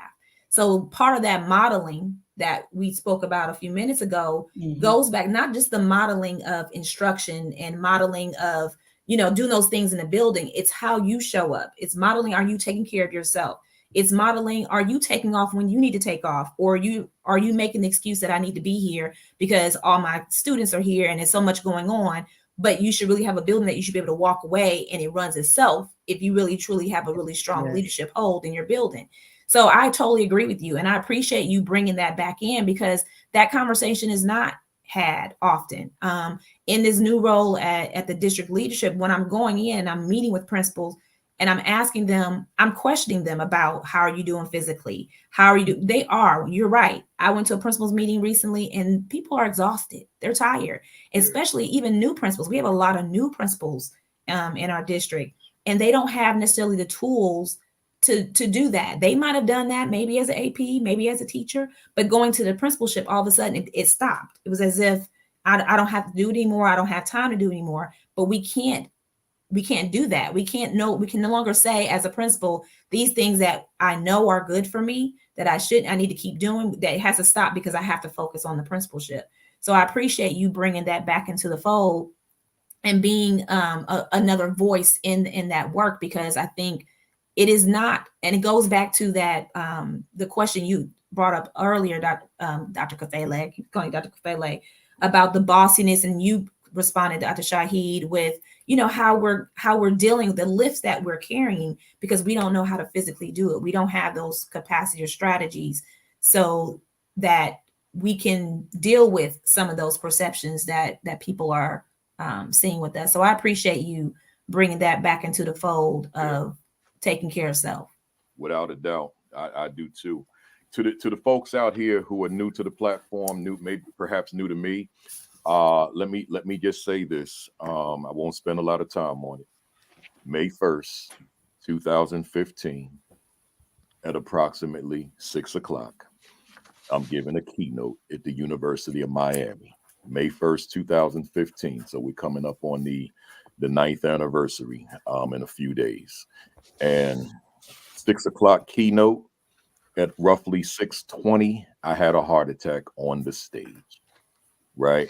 Yes, I finished the speech because I didn't know what it was. So I fought it with everything I had in me. But the bottom line is I had to go to surgery, and my main artery was clogged 100%.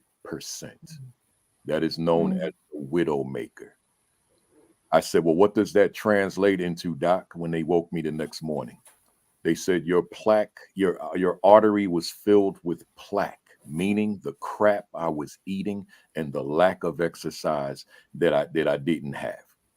So my work, because this didn't start with speaking, this started with going back to my principal days in terms of how I was eating in those days. A lot of fast food, ton of it.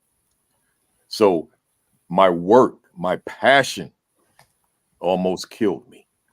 And we're talking about something that was very preventable. All it meant was eating right and getting the exercise in. So I do these.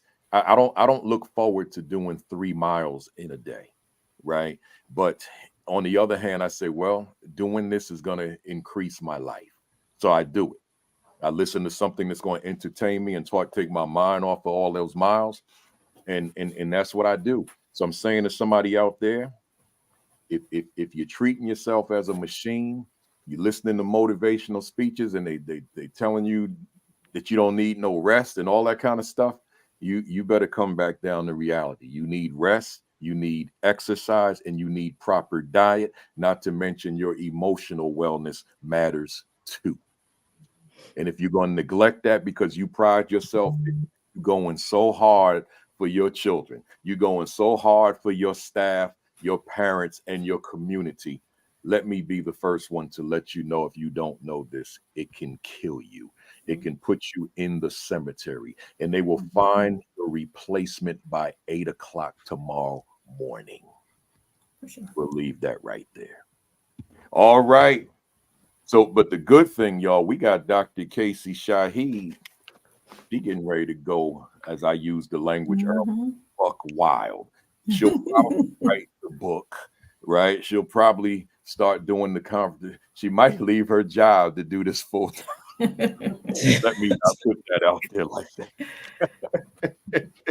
But I tell you, this is needed. Yeah. Because there's a lot of unhealthy people leading schools. I see it. I when as soon as they greet me at the door, I know. Oh, and I talk, and I don't shy away. I say it. It's a few of them. I bet you they're watching right now. They see me places. I say, yo, man, it's time to get into the gym. Right? I say that.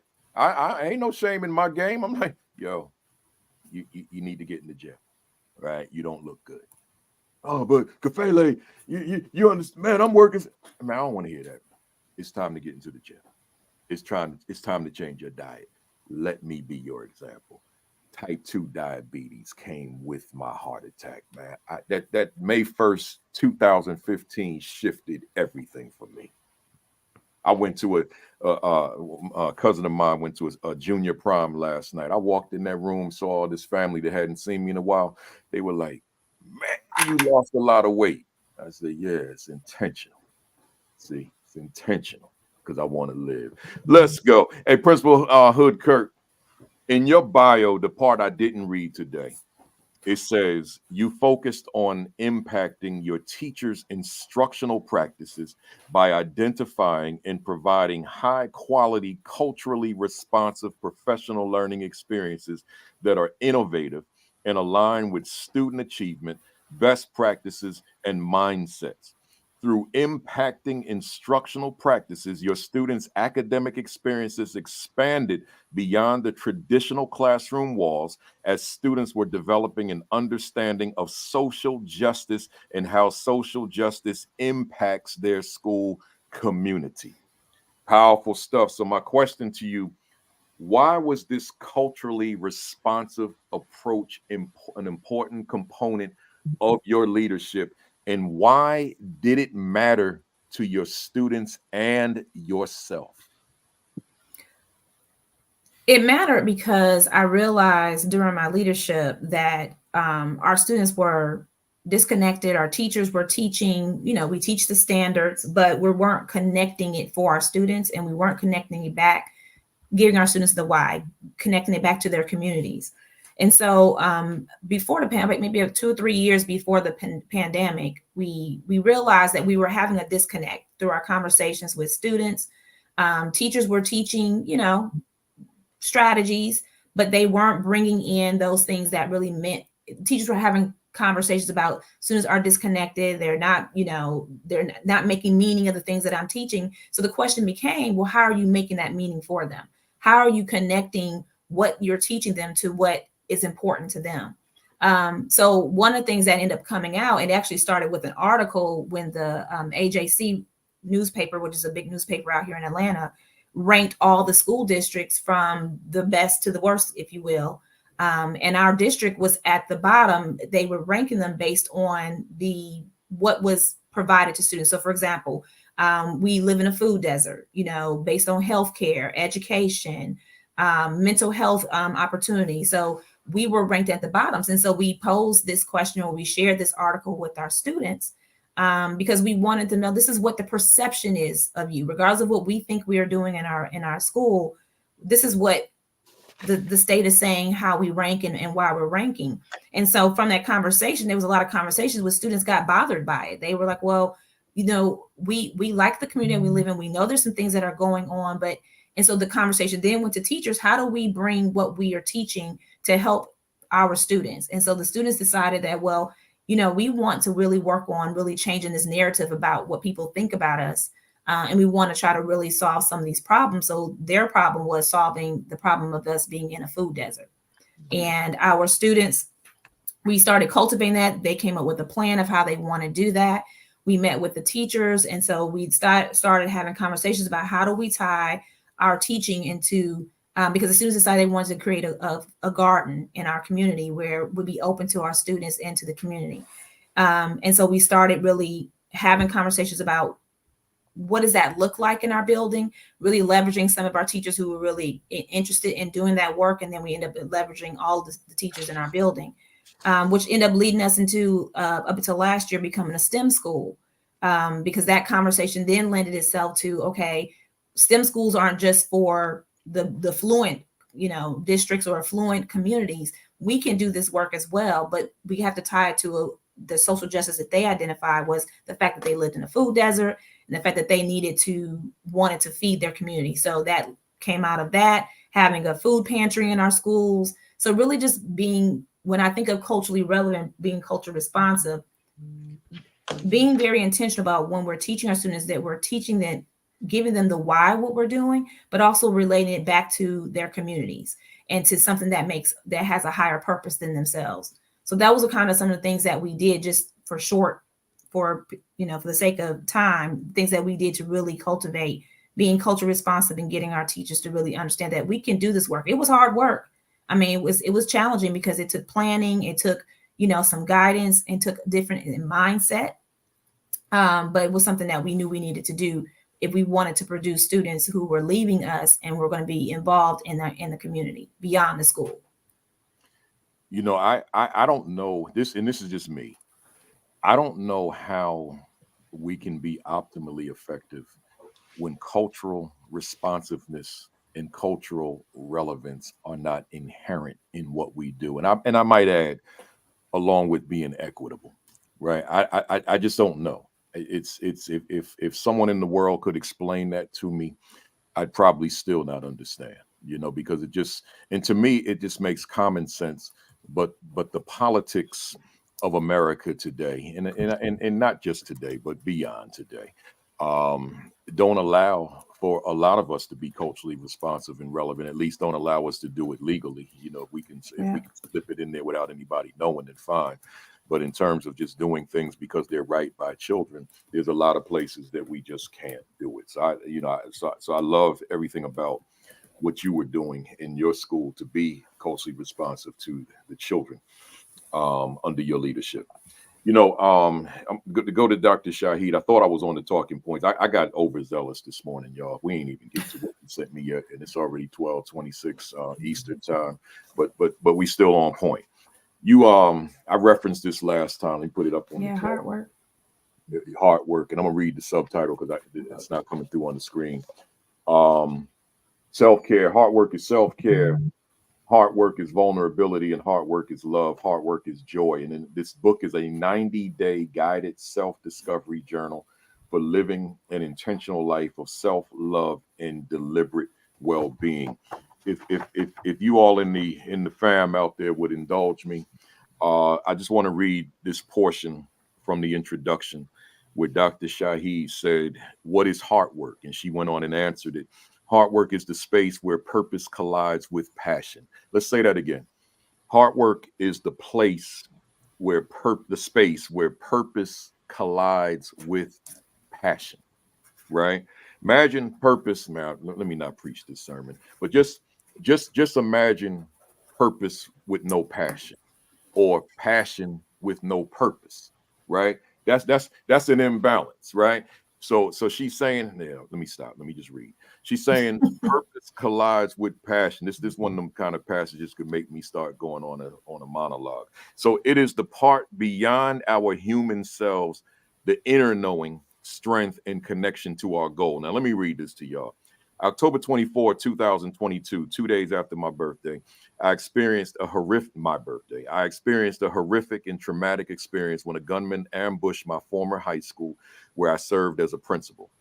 That devastating situation left the entire community completely heartbroken. While I consider myself an optimistic person, mentally I was struggling. I understand post-traumatic growth and the changes and transformations that can occur after a traumatic situation. However, the weeks following the event overwhelmed me in prioritizing my self-care needs. I was indecisive about creating daily routines centered on self-care and vulnerability. Intentionally caring for myself has driven me to identify a self-care lifestyle and welcome creativity, inspiration, and the courage to show up. After taking much needed pause to heal and reflect, I left my comfort zone and focused on my personal growth and healing journey. If you are on a self-discovery mission to concentrate on healing and finding joy, this journal is for you. And I'm gonna stop it right there. And with that, I had a question for you. You actually delved into this, Dr. Shahid, earlier, but I think I've given you a different context now to go back to it, where I'm asking the question: how does one lead at a high level while never losing oneself to their own leadership?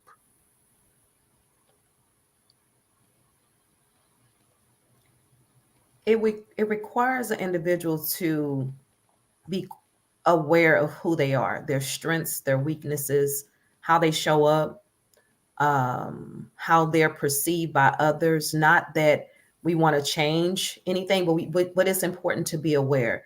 And without that knowledge of self that Malcolm X talked about many, many, many years ago, a leader is like a blind person walking and navigating. You're just walking aimlessly with no purpose, without having that knowledge of self. So you'll be ineffective in leading others. Vulnerability is not in your vocabulary for that leader who lacks that knowledge of self. Humility is not in the vocabulary, doesn't show up in their vocabulary or in their presence. And those are again, those are those hard conversations that many want to lead professional developments and write books around leadership. And if you pull back the layers, you say, well, who have you led? You quick. Don't get me started. And most importantly, they'll be talking to educators. And what do we do? Take notes. And we take notes. And we're so thirsty when most of it is doing some deeper work. Hard work says focus on yourself. It wasn't my choice to go deeper. It was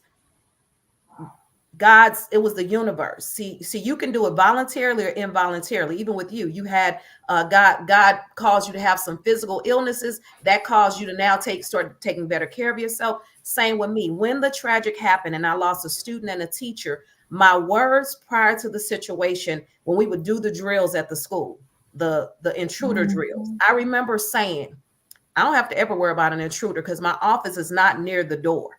Like where my office was physically, we shared a building. There's 2 schools in the building. They would actually have to maneuver through the building to find me. I remember saying this to myself. I will never say what cannot happen ever again. On the day of the shooting, October the 24th, Dr. Shahid, and I mentioned this, I was at the gym at 4:45. I am not a buffed gym person, so I don't want you all to think that I'm looking good for my age, but the self-awareness came on that day. I wasn't rushing. I stopped to get coffee. I was at the school earlier, was there when the buses were dropping the kids off. That was not my normal routine. Most days I was rushing, didn't have time to stop and get coffee. I wouldn't have time to stop and get coffee. On that day, I was very self-aware based on what I did prior to getting there.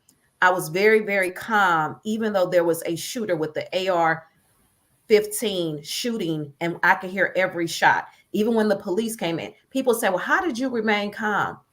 I only can say that it was the self-awareness. So it will show up when you need it. But if you kind of lack the desire to be in tune, then you'll never have it. So I can't give it to you. No one else can give it to you. It's things that you have to do within yourself and sit, whether you're journaling, whether you hear me talk about Deepak. I don't meditate per se, but I do reflect and I do go deeper into how did I show up? What was my tone? How did I give that directive? Whether it was to my children, my husband, my colleagues, what could I have done differently? So I'm constantly, going back to a place of this introspective place. And then I even asked during COVID, when it was very, very difficult to leave virtually, why did I get into this profession? Because that was what was going to keep me. And that's where this hard work really birthed itself, because I refused to let the media and the tears of others and all of the racial tension that was going on take me away from the thing that I felt I was so passionate about. And it was you, Principal Kafele, who was proud to be a principal. And you encourage others to be proud to lead, whether it was during COVID, whether it was during a crisis situation. And so that's what I honed in on. But again, that self-awareness is what resonates in my spirit. Powerful stuff. It's powerful stuff. There's so much more we could say to that, but I'm looking at this clock. I'm gonna keep it moving. But I appreciate you sharing that hard work. And Mark Morrell had put the link in the chat for the Facebook people. But you can go to Facebook. You can go to Amazon for both Principal Captain Kirk's book, which would be under Jamilah Hud-Kirk, and then Dr. Kacy Shahid, and you'll find those books on Amazon, right? Dr. Payton, I got one more, and then I promise to go to these talking points. Your bio, the part that I did not, no, maybe I did read this. Your journey to educational leadership includes leading initiatives in growth and continuous improvements at Central Elementary School, Jackson Elementary School, Pascagoula High School. Each of these schools have high poverty, high minority populations, but have achieved and sustained high academic ratings under your leadership. Additionally, your leadership at Pascagoula was instrumental in aiding the Pascagoula, and I forgot the pronunciation of that other word. Give me that again. Gaucher. I was going to try to guess, and I wasn't going to guess Gaucher. School district in being identified as an A-rated district for the first time in history. So the translation to that for me is your leadership defied the odds, the stereotypes, the data, et cetera, et cetera, et cetera. So what is it about your leadership, Doc, that you were able to attain those results that you attained? Okay. I'm going to start by saying I am probably the least likely person to be on a platform such as this. In fact, in communicating back and forth with Dr. Kafele, I learned so much from Dr. Shahid and Jamilah that I've been following them. And I emailed them. I was like, look, they're both published. They are both speakers. Like, let's just do them. I want to be on the other side of the camera. Let's do them and do me another time. And not so much these words. What did I say? If you don't get your happy tail up, he didn't say that. But he was like, no, ma'am, you will be here Saturday to share, because there is nothing great about Dr. Payton. Other than the fact that last week when I heard Dr. Stephen Peters say humility is the new smart, I wanted to get out of my seat and do a holy dance, because that is Dr. Payton through and through. Humbleness and humility, and people will follow you through the moon. I was here early today, and the makeup Dr. Payton is not the Dr. Payton that you see every day. One of my colleagues is here at the office, and she was like, "Why are you here?" And I told her why, and she said, "Caterria, that's a big deal. I hate that about you, and I love that about you, because you never, you don't promote yourself. You don't do all of that." And I was like, "It's okay, whatever."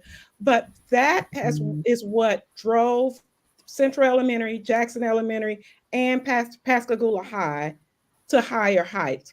Is that I got in there with those teachers and I was honest about what I knew, and I can lead you in these things, and what I did not know, and I need you to lead me in these things. And we did those things together. I always say, he or she who thinks they know it all is likely to fall, because none of us know it all. Like, I went from 20 something, 19 years in elementary, and I hopped my happy self into high school. There is no way there would have been a Dr. Caterria Payton, Mississippi State Administrator of the Year, and Pascagoula High School, A school, and Pascagoula Gaucher School District, A district, without the teachers, the staff, and my mighty assistant principals. Someone said at a meeting the other day that assistant principals are responsible for butts and buses and something else. And I was highly offended, because my assistant principals ran their own kingdoms in that high school. That's how we became an A school, because of those 3 assistant principals who ran their own kingdoms. Now, did we meet on Fridays and we have meetings, and I say, you probably don't want to do that again, or you might need to do it this way, or you might do that. Yes, we did. So it was my leadership, but it was the boots on the ground who trusted and respected my leadership enough to accept, Dr. Payton, I don't think we should do it this way. Can we do it that way? Enough to get the job done. Yeah. Well, I gotta tell you this publicly, like I was saying to Dr. Shahid earlier. You downplayed yourself. Mm-hmm. But see, let me find what Dr. Melissa Chester just wrote on here. Here it is. But see, you have receipts. Mm-hmm. See, and there are people in my business consulting world who don't have receipts, but they speak well. See, and see, I got to say this, and I want the public to hear this, so that's why I'm saying it publicly. When I go, and I've said this on this platform before, every now and then when I speak somewhere, the person it brought me in, a principal, superintendent, conference planner, whatever it is, they admire me. So they feel like when they introduce me, they can just give the things that they admire about me. He wrote this book and it resonated with me, or something like that, right? And I'm sitting there thinking, there's an audience in front of me that knows nothing about me. And in their mind, I can only interpret it that why should I listen to this guy that I don't know what he's done? I don't know if he understands my work. I don't know if he's experienced this work. So I go into my bag and I interrupt this person giving all these things that he likes or she likes about me. And I say, read this. And then I explain to the audience why I did that, because it looks kind of arrogant, right? So I say, here, read this verbatim, right? And now it tells what I've done, what I've accomplished, all that kind of thing. And then I'll say to the audience, I say, look here, y'all know you would rather be in your classrooms teaching Y'all know y'all don't want to sit here listening to me. And they start laughing. I said, but now you know I know this word. And they clap, right? So that's credibility. That's my receipts. I got to let them know I got receipts, man. With that investment came receipts. So with you, Doc, you got receipts. So when you said that day, I'm like, nah, you coming on here with us. You done some things, man.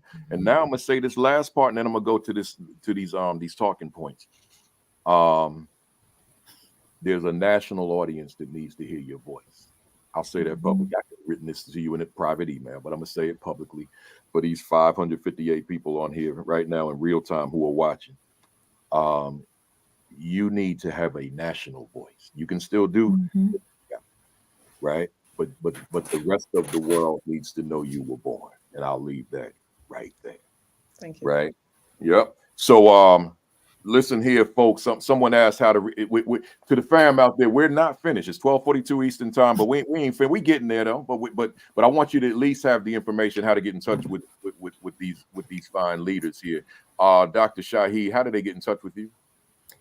I'm on LinkedIn. I'm on Facebook. Everything is Dr. Kacy Shahid.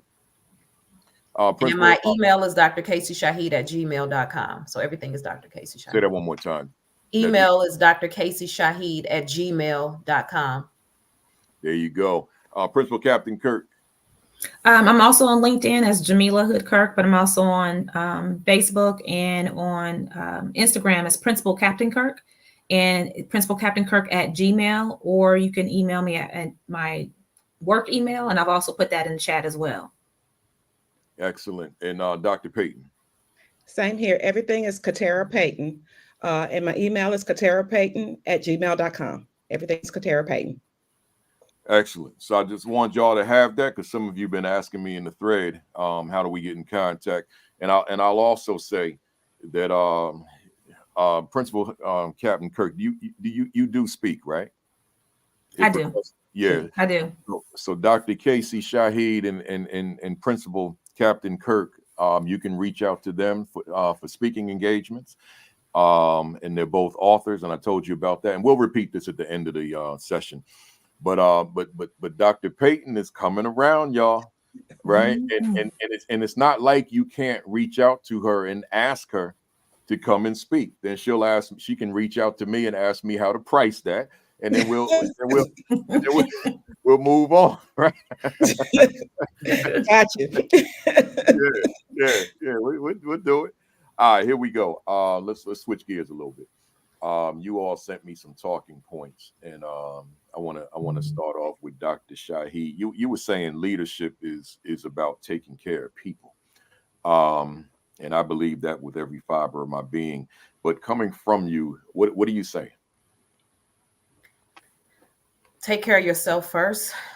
I heard someone put in a chat, leadership, sometimes you have to see your team over the finish line.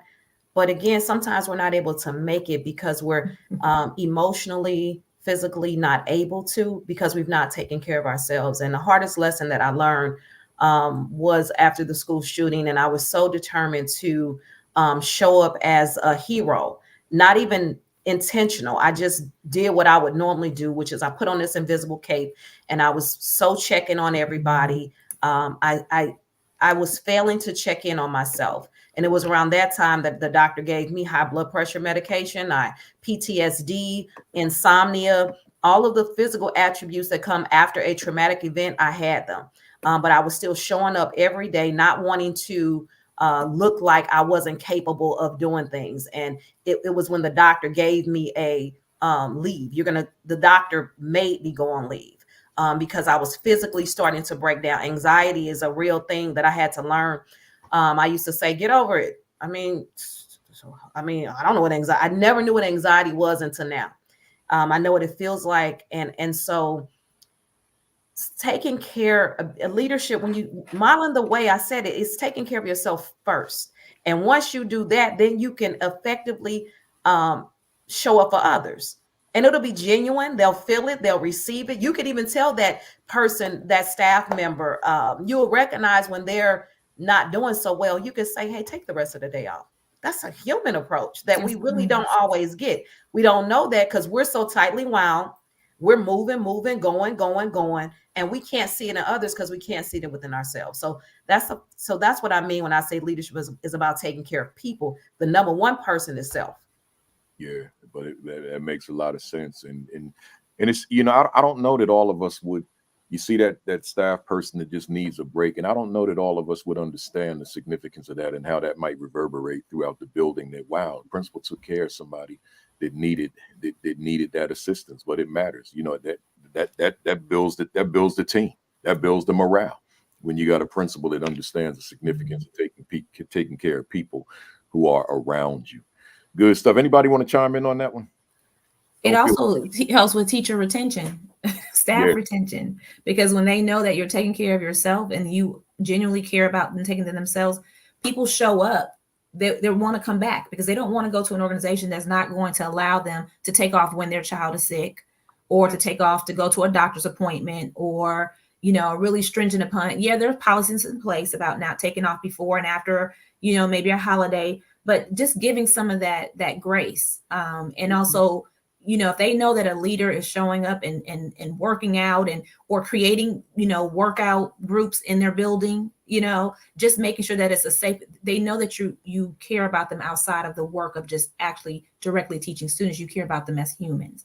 And I think that's what Dr. Shahid really exemplifies. Like, she's showing up and people see that in her and they want that as well for themselves. And they know by her doing that, they're going to allow them to do that as well. And it's contagious. It's contagious when people see her doing that, they're going to start doing that for one another. So it takes some of the load off of her back because she's building the capacity of the other leaders in her building. Yeah. Absolutely. Building capacity. Good stuff. Moving right along. We got Dr. Payton, and you said, what if you don't get the job? I want to put that in context though for everybody. And I want to share some of what you told me, but not all of it. You said lately you've been spending the bulk of your time interviewing for several AP and principal vacancies at the 6 schools that you lead. You said you wanted to talk to us about what if you don't get the job, and then you went on to say sometimes God's purpose is just to get you in the room. But three of your 4 leadership positions were a result of you interviewing for what I thought I wanted, and God placing me where I was most needed, right? And I felt that was you know, that coincided with that whole monologue I did an hour or so ago with going in there with the confidence. But it may not. Sometimes we don't get that position, but that's not the one where you're most needed. And I want you to pick up there. What do you mean by that? Absolutely. I have spent the last couple of weeks interviewing for administrator positions at the various schools in our district. And I can just, on one of our high school positions, and I'm not telling any secrets, this is, you know, public knowledge, we interviewed 6 rock stars. And when I tell you they were rock stars, they were all qualified, they were all everything that we needed. But I had to tell 5 of them that no, because all 6 of them couldn't have the job. I had to tell 5 of them no. And many people who I knew and respected, I had to tell them they didn't get the job. Well, then I got on, I think, Facebook, and it may have been in one of the communities, and someone was saying, so what do you do if you know you're qualified for the job and you don't get picked? And then all the peanut gallery started chiming in because, you know, everyone's an expert. I'll just leave. Or they just don't respect you because you're this, or they don't respect you. Sometimes you just weren't the best fit for the job? Yeah. And I'm not talking about any of these EEOC things that because you're Black, because you're gay, because you're all of this. I'm not talking about any of these. Sometimes you're not just the best fit for the job, because when everybody's qualified, we have to start looking at fit. And it is okay. I tell people all the time, there is no thing man can take away from you that God wants you to have. And sometimes what seems like rejection is his protection. I've seen it. I'm not telling you something I read. I'm telling you something I know. I will say in my most recent position as assistant superintendent, I was told no for this position. And I knew beyond the shadow of a doubt that I was the most qualified person for the job. I was told no. Someone else was placed in the position. And then God saw fit where I had to walk hand in hand with that person and serve the other schools anyway, after I was told no. How did that feel? I mean, how? But I did it. I went back to my school and I worked on my school while walking hand in hand with that person. And then fast forward a year later, here's Dr. Payton, assistant superintendent. Now, sometimes you do have to go and sometimes you have to walk away, but be careful when you're told no. Be careful of listening to the voices. And sometimes it's the people who love you and they're going to say they didn't pick you because you're this and they didn't pick you. If I were you, don't listen to the voices. Listen to his voice. Listen to the right voice. Because if it's time to walk away, you'll know it. And when it's time to stay, you'll know it. So just be careful. Just be careful with that. Yeah. And if I could just chime in on every situation is not the best fit. And I know people want these jobs badly. They've been working hard. They've been working long, interviewing for 5 years, 10 years, 15 years, whatever it is. But sometimes it's just not meant for you. You know, I think about, because of my work, I get to visit a lot of places. And some places that I visit, I'm talking about on school days now. Some places I visit, I say, I wouldn't work out here. My style would not mesh with this place, right? Or I may know something about central office, and I may conclude my style will not mesh with this central office. You know, I got my own unique style. I got my own authenticity, and I got to be me. And it may not mesh there. You know, I happen to wear African garb to school often. And I know that all places are not going to accept that. I mean, I even had the kufi on my head, right? And that's in public school. But there are other places where it was no issue. So that style, and then bringing that whole Afrocentric approach to the entire school day is not going to fit all places. And then I'll have to compromise me. But in other places, I could be that. So we could open up the school with the recitation of the Nguzo Saba, the 7 principles of Kwanzaa on a daily basis, right? And all the other things that came along with that. So fit matters. So somebody out there that's frustrated right now, discouraged from the interviewing process, perhaps they see that this is not a good fit. But remember, they're not just the one doing the interviewing.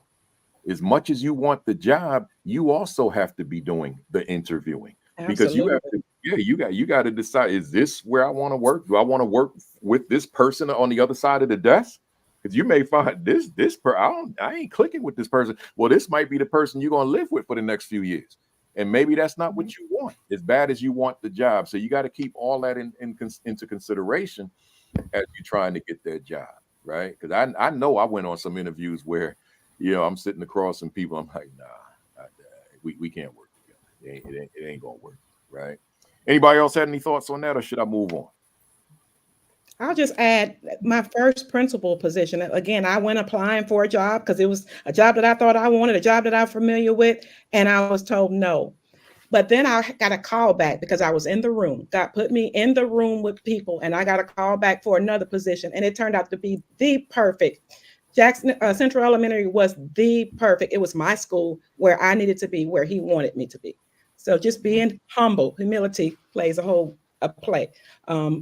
big play in everything. That's right. I like what Carla Floyd just said. She said, "What seems like rejection is protection."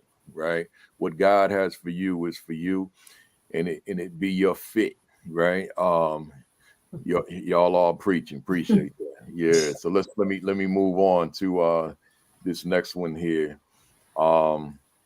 Principal Captain Kirk has said, principals barely keeping their heads. These are all talking points, folks. No questions. Principals barely keeping their heads above water and being pulled in so many directions. I couldn't fit it all.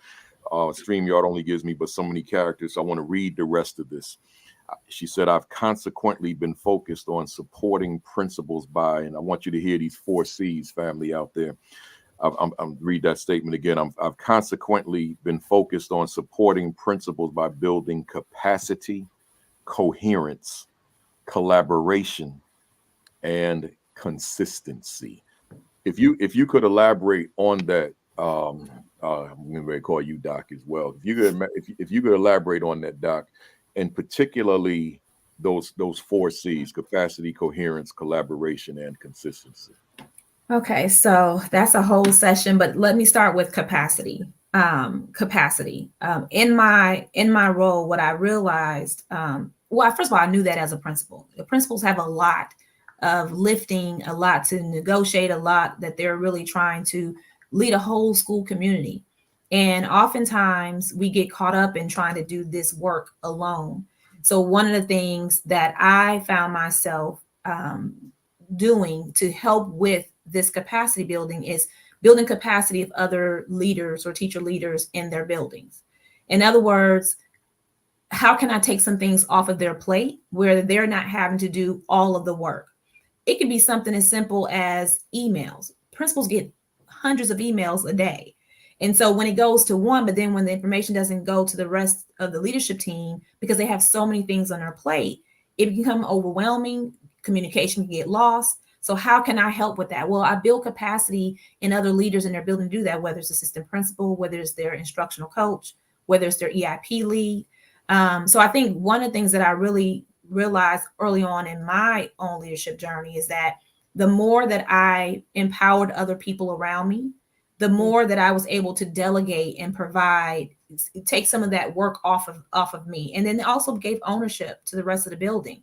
Because if I was the only one doing it, what would be the point of them really owning it or wanting to do it? So that, and in developing other leaders in my building. So that's one of the things I think is really important as a leader, as a principal, as an assistant principal, because what you have to remember, APs will become principals.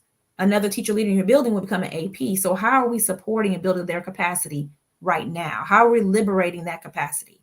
So I think that's something we really have to think about. We have to, pull back and also think about how are we supporting those, because I see leaders getting to these roles, and to our point that we brought up earlier, they're struggling a little bit of trying to juggle the work and then juggle personal life and the balance of health, because they don't have those tools. But then how are we preparing them before that role? And I think that's really what's really important. So they have those tools going in.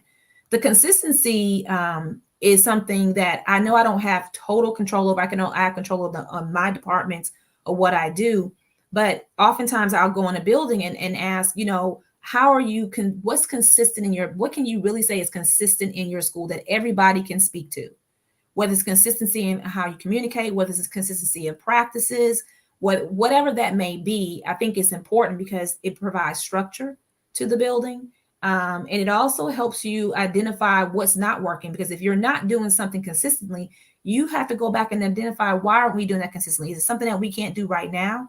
Do we need to prioritize? Because we have a lot of things in the building and the district that's urgent. Everybody has something that's urgent. Every department, and principals and APs probably feel it the most, because every department feels that their department is urgent and important. But we don't think about what those implications are for schools and how they're having to juggle those things. Capacity, consistency, coherence, just really making sure that everybody is on the same page, that I go into, not that you have to have, every school has to be the same, but there needs to be some basic things as we're going into schools, as you're going from classroom to classroom as a leader, you have to ask yourself, what is it that I want to see in my classrooms? What should I see? And then what does that look like? And then how we make sure that everybody, if it's an instructional program or if it's instructional strategies, whatever that is, but then how do you get buy-in from everybody else? How do you make sure everyone understands? That might be learning walks. Are you taking your grade level teams on learning walks, and we're going into classrooms together and we'd identify these top 2 or 3 things, whatever they may be for your school, as being our priority. But instead of me owning it and writing, I'm not seeing this, I'm not seeing that, how do you bring in everybody else and we hold each other accountable? Learning walks was one of my favorite things to do as a principal, because it took it off of me and my assistant principal. Because when we went back to debrief or to have conversations about our next steps, we all had input on that. We all could see, Hud-Kirk she's not just sending these emails or writing this or reiterating in meetings that this is or is not happening. We all see it, and then we're providing support to each other. So I think that's super important. So that consistency, the coherence, the capacity, and I think what was the third one? Because I have a lot of C's. Collaboration. Collaboration in a building, one of the things that I think as a leader that I really had to evolve in doing is, we have grade level teams, but how often do we allow grade levels to speak to each other? So the vertical alignment, not only just within the building, but between, for example, elementary and middle school.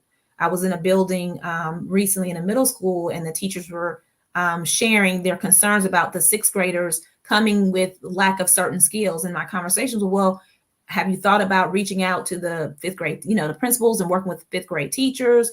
How are we really aligning that collaboration? But just within the building, because this work is a lot of work. How are we leveraging collaboration, not just with grade levels, with support teachers, ESOL, DES, early intervention program teachers, instructional coaches? We all have to really be together and really collaborate on the work that we're trying to do in our building.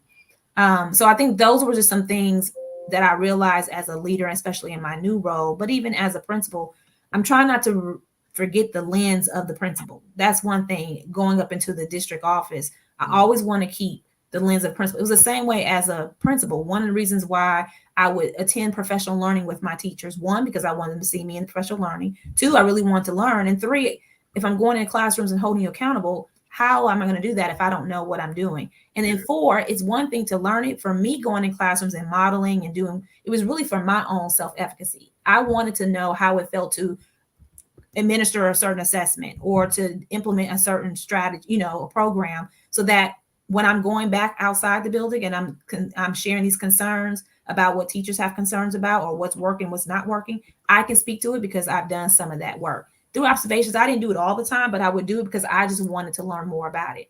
So I think those were the things that I really focus on. And as being in a district leadership role, I really want to continue because I also understand that the work that we do at the district level can fully impact what's going on at the school level.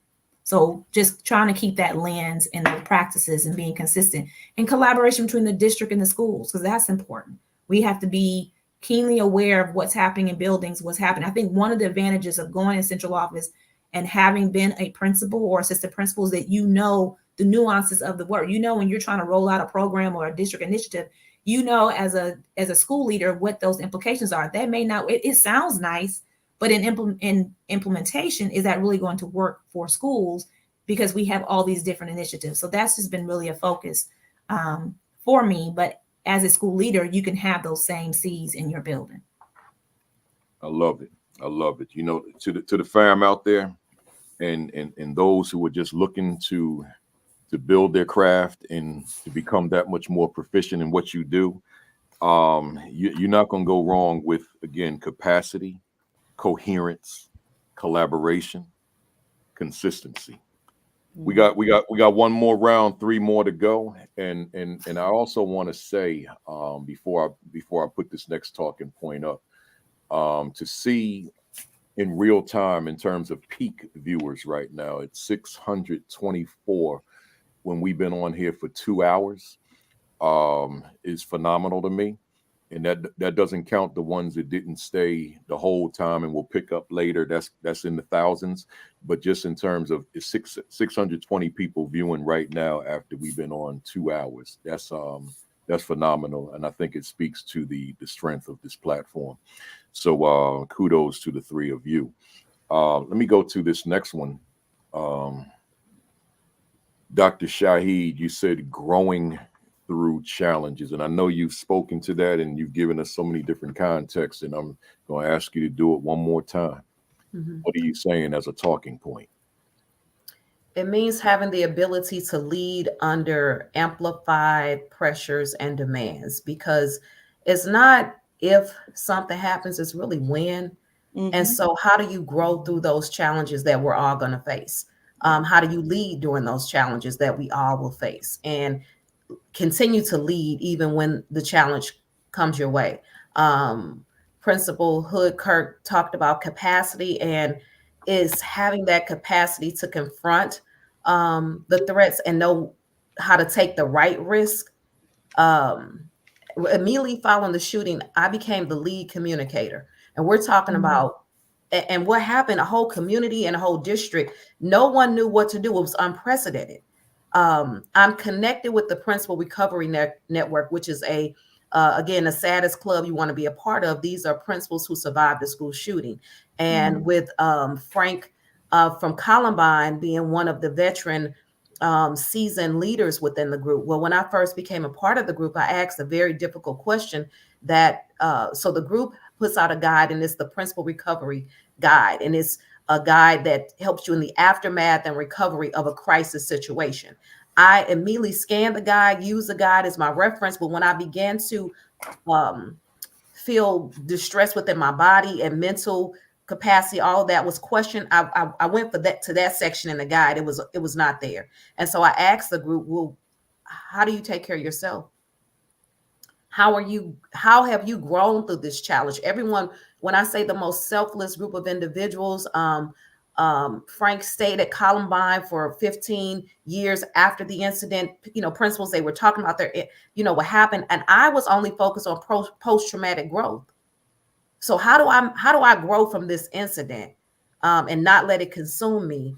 And how do I remain a prepared leader? Because I surely weren't prepared for this, but how do I learn and grow from this experience? And so it is about having, again, I'm reading The Prepared Leader by James and Wooten. They wrote this book. It's around leading under unprecedented times. And they reference COVID, but some of those same strategies, they talk about the 5 C's of leading in a crisis. And one that really stands out to me is it's the recovery piece. And what does that look like? Because without proper recovery, there's no growing, there's no leading afterwards, and you can flatline. And so, again, not conversations that we normally have in aspiring leaders academies or even principal sessions, but it's a much needed conversation because it'll happen either voluntarily or involuntarily. I after being in this situation, I am thankful to say I'm more prepared today than I was, 2 years ago. And so it is my hope that everyone is more prepared for any type of crisis and that we grow through those challenges. Yeah. And you don't know, it's interesting, Doc. When I'm talking to leaders and I start talking about emergency preparedness, one of the things I do, I say, and this is when it's a whole school in the room, and I'll say, I know you all drill the periods before lunch in the periods after the lunch periods. I say, but what if somebody came in here with a weapon during a crowded cafeteria? I say, are you all ready for that? And I would say 100% of the time they say no. They say they hadn't even thought about it. And I recall making my students very upset with me, my staff, but more so the students and just the staff that was covering lunch period, where I would drill with them unbeknownst to them that I was going to do it. So you got kids in the cafeteria, they got their book bags on the floor, you got spilled applesauce, you got spilled tomato sauce, you got trays on every table. And I said, this cafeteria has to look like nobody was in it within 60 seconds. That's a lot of drilling. And if it's your lunch period, the last thing you want is to do this drill, clean those tables and hide, and you're at the high school level. But guess what? We mastered that. I hid them kids, but it's a preparation, as you said. And so I kind of preach around the country. It's not one of my topics because I'm not qualified for that to be a topic of mine, but I am qualified to have that conversation in terms of what are y'all doing? Because the gunman's not going to choose, before lunch, after lunch to come in the building. So are we prepared? Are we prepared when the gymnasium has all the PE teachers at some conference, or they're just out and you got 3 subs in there and kids are shooting basketballs and doing whatever they do during the time that they don't have their regular teacher? Are we prepared for if an emergency happened under those circumstances? Thirdly, are the substitute teachers prepared? What do they know? in terms of if there was a crisis in the building. So, you know, all these things I talk about with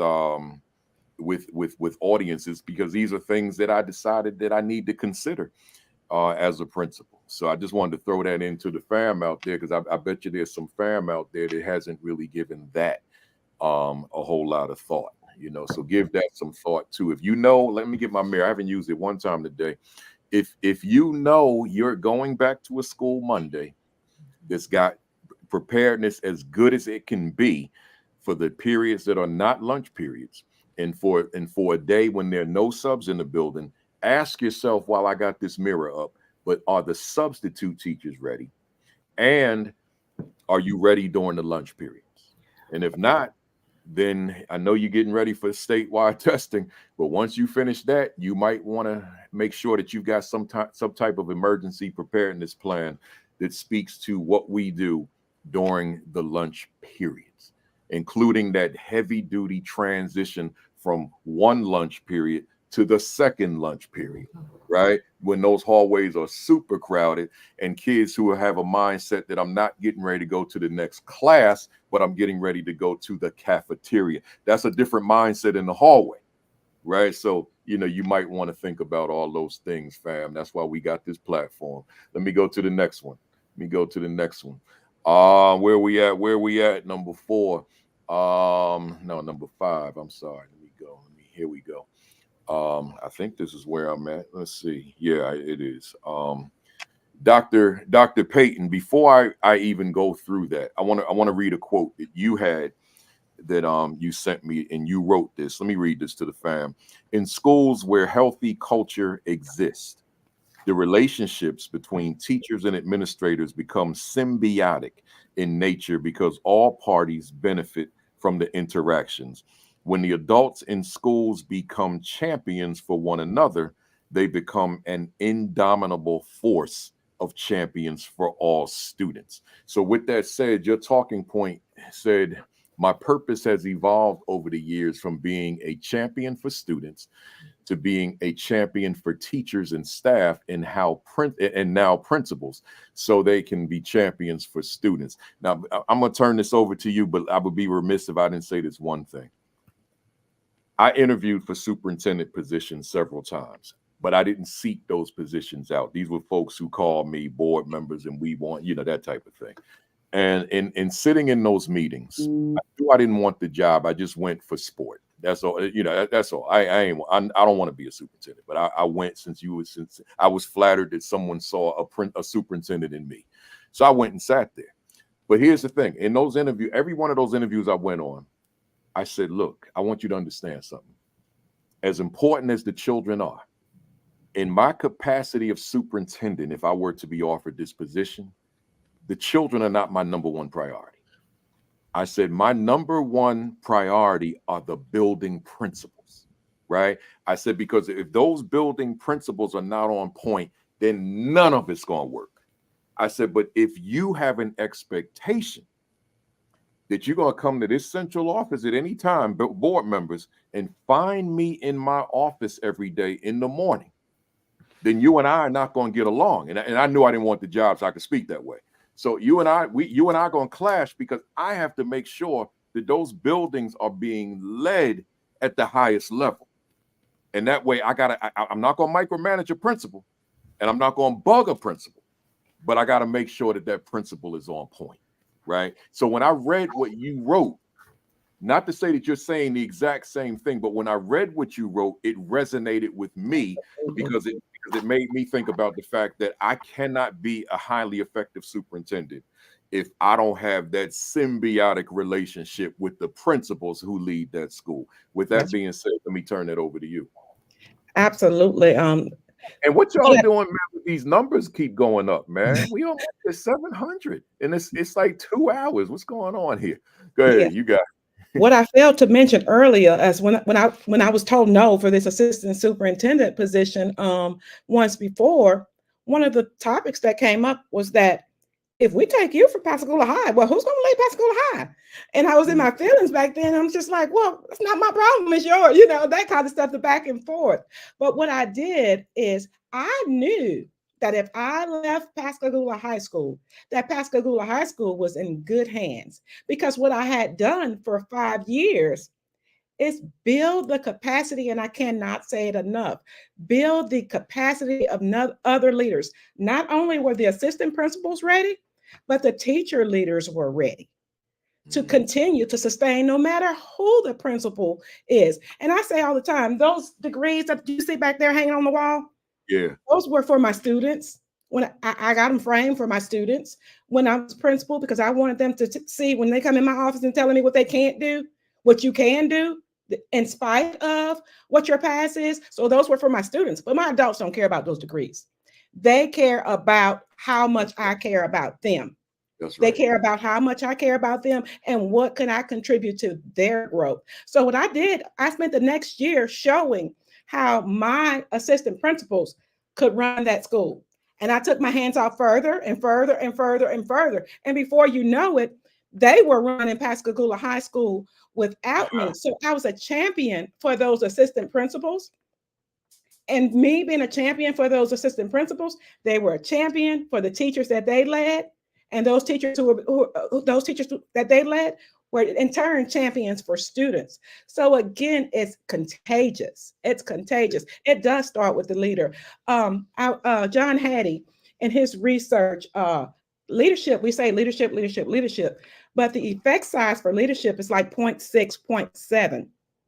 But the effect size for collective teacher efficacy is like 1.6, almost double. That's people working together to do great things. So when you get people to work together to do great things for students, it improves. And I do miss students. I want to say this, the higher you move, the more away from students you are. So you have to be intentional about getting that face time with students, because I do miss it at this level. Mm-hmm. Yeah, I can relate to that. I miss it every day. Every single day, and especially when I walk into these schools, man. You know, you in there, the students are in there, you know, during school days, not in service day, and I'm like, man, I miss this work. But but the thing is, I'm very comfortable with this entrepreneurial space, right? And I could never go back to answering to people. That those days are over. It's hard. It's like when you go to the sports arena and you blessed to sit close to the court, you ain't going up top no more. That's over now. You just gonna have to bite the bullet and spend the money and keep on being downstairs, right? So let me go to this last one here. We got Principal Captain Kirk, and she said, "What if you don't know what you need as a leader?" What do you say? That's a really good question, because even when I go into schools right now and I ask, well, do you need anything? I'm like, no, I think I'm good. And then, you know, after a while going to schools and I'm hearing that same comment, I finally said something to a colleague the other day. I was like, you know, I realized the reason why I'm getting the same answers because I don't know what I don't know. Right. I don't know what I know. So I think for me, and this is a huge shout out to OSG, and I don't know, Dr. Dennis McKeezy's on here. I know Southern Bell is on here. He's here. Okay.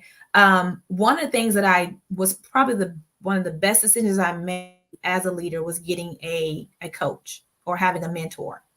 And I had one when I first started as a principal, though. I wasn't assigned one. We really didn't have mentors. It probably wasn't until my third year that I had a retired principal mentor. But one of the things that was really beneficial was having a mentor who could tell me what I didn't know or help me, you know, synthesize some of the things that I was going through, and then also holding me accountable, because it wasn't one of those things that it was a conversation or it was a relationship where it made me feel good all the time. I got challenged on some of the things that I was doing or not doing, really more so, or challenged on how I was really stretching not only myself, but in stretching my school. So I think that's one of the things that's really important. You don't know what you don't know as a leader, because my assumption is that most people who, when they do know, they'll at least try to do that. But if you're a new leader, for example, you don't know, and every situation is different. So having a mentor doesn't have to be a paid mentor. It can be someone in the district. It can be another colleague, a thought partner. But you first, first really knowing who you are as a leader is important. So one of the things I would do is identify who you are. What is it that you want to get out of your leadership? Keep a leadership journal. Start documenting and writing down the things that you do as a leader, or some of the questions that you have. Identify maybe some top 3 things that you really want to improve on based on what you know right now. And then pick one of those things that you really want to focus on, and whomever you choose as your mentor or as your thought partner, as your colleague, another principal perhaps, ask them to hold you accountable for that one thing, and be really clear about, be intentional with your leadership, be intentional with your growth. So I think if reading, going to conferences, those are all great. We have what we need inside of us. We just need sometimes another thought partner to really hold us accountable, or really to help us identify what are those additional things that we need to grow ourselves. So if you don't know what you need as a leader, talk to people. It can be people that's saying that it's lonely at the top. It does not have to be lonely. Leadership does not have to be lonely at the top. It's what you make of it. It's what you put into it. It's how you cultivate your leadership. I was really good about, I didn't have a lot of people that I went to. I had a certain number of leaders that we would, communicate with each other. We would plan with each other during the summertime, or, go to each other's schools and walk their building. They would come to my school and walk my buildings, and we got ideas from each other. And then we also talked about our challenges. I found a community. In off-school grounds, because finally I found a group of people who were principals that looked like me, that had the same challenges, and some of us had the solutions, and I would listen to, some of us didn't, and we took hold to the ones who did, and we reached out to those individuals. How did you do it? It may not look the same, but I can do something similar in my building. And so that was really the turn around for me. And I remember when I met with Dennis McKeezy on Clubhouse of all places, and I remember our first Zoom meeting, and he asked me, he was like, well, what are your goals? And I mentioned some things. And I said at that time, I forgot it. He reminded me that I wanted to be principal of the year. It wasn't because I wanted this stout. It was more so for me because I knew if I did that, that meant I was transforming my school community. Yeah. That was my accountability for me. It wasn't about me having this, because it was during, it wasn't about me having this status of being principal of the year. It was about me. This was my measure for me, that I was doing the right work. And I remember when getting the email, I remember that I was even being considered. I remember just busting out, just crying. And it was like, it was one of those things that was affirming. It was 2021. It was after the pandemic. And it was after I decided to write the book. I started doing the right things, taking care of myself, taking care of my staff, being intentional in what I was doing, being clear in my vision. And in my eyes, that work was paying off. And also it was a communication, because it wasn't just for me. It meant that my school was doing well, because my media specialist was media specialist of the year that same year. So it meant that we were building capacity each other, and that I understood that accolade was not about me. It really wasn't. It was about the work that the school was doing. It was the work that the parents were doing, that the students were doing, that the teachers were doing. And I wanted it more so for them than I did for me, because that was a measure that we're doing the right work. So that would be my, that's my share. I love it. And I love the way that you worded that. I feel the same way. I don't mind those awards, but those awards, I use the same language, that those awards measure whether or not students are performing, right? Because how am I doing great work in terms? I guess the facade is, it looks like it's great work, but what does the data say, right? So the award just tells me, okay, we put in the work, and someone wants to acknowledge the work that was achieved or accomplished. So I love it. I love everything about the way you word that. It makes perfectly good sense to me. Good stuff, y'all. That brings us right to our BAM impact questions. I gave them to you last time, but I switched the order. So now whatever you got before, you'll get a different set of questions. So let me start off with Principal Captain Kirk this time. And One sentence, one word, nothing, no commas, none of that stuff. Just Okay. real quick. Okay. We'll wrap it up. Is education on the right path for underserved children today? Oh, depends on where you are. That's a good answer. Can true equity occur in America's schools for Black, brown, and other underserved students? Probably the same answer. For me, Yeah, all of these. Depends on where you are. Does Principal Captain Kirk's work contribute to the progress we desperately need? I would say it does. If you could do a reset on your life, would your line of work be different or the same? The same. Why do you continue to do this work? Because I truly believe that we have an opportunity to cultivate one of the most brilliant group of students and human beings that we've had ever. They are faced with so many different challenges. They have access to so much more. They are so bright. I just saw a TikTok today where she had to be about 3 o'clock. 3 years old, where she ordered McDonald's off of the Uber on her parents' phone, and the dad caught her, and she's getting the McDonald's Happy Meal at 3. She couldn't be more than 3 years old because she bought it because she was hungry. And I just think we have this. This is what we're facing right now. These are the children that we're facing, and who we're serving right now. And I just believe that we have to have hope. The same way that we have to believe in ourselves that we can show up and we can be that leader, we have to believe that they can do the same and that they have the opportunity to make this world. They have to. It's not the opportunity. Like it's a must. We have to cultivate them so they can make this world a better place. Because if you're not watching news right now, the things that are happening in our communities, that are happening in our back doors, that are happening around the world, if we don't pour into these babies right now, we're in a world of trouble. This is a sense of urgency. We're in a state of emergency. So I have to believe that we're able to do this work right now. And that's why I keep doing it. And so if that means my role is to support the people that have to do that, then that's what I'll do. Because I think we all have a role. That one of the things of becoming a leader, especially at the district level, people say, well, I get further and further from the students. That's somewhat true. Well, it depends. Are you still going into the buildings? You can still do that. You may not be, but you still can go into the buildings, and you can still support the leaders and the teachers that are having to do that work. I know that wasn't a one sentence, but you got away from the rapid fire. Sorry. Dr. Shahid, rub it off for me. It was Dr. Shahid's fault. I decided I would let it fly. You were saying some things that folks need to hear. Here we go, back to the rapid fire. Why do you continue to do the work that you do? Me? Mm-hmm. Oh. So one sentence. I got 7 for you.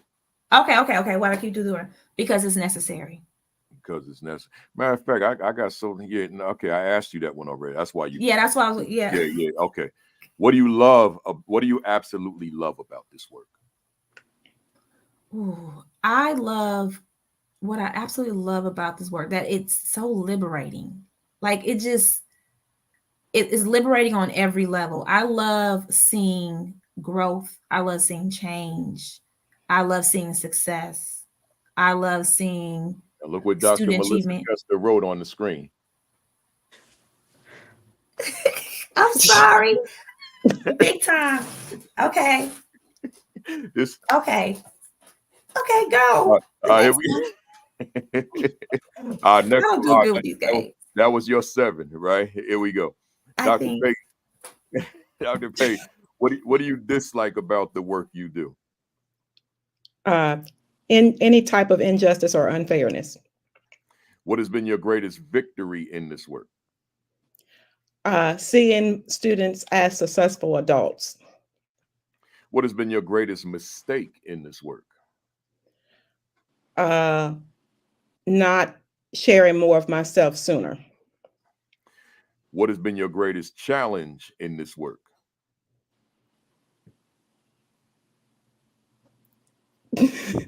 I will say framing things in the way it should be without turning people off.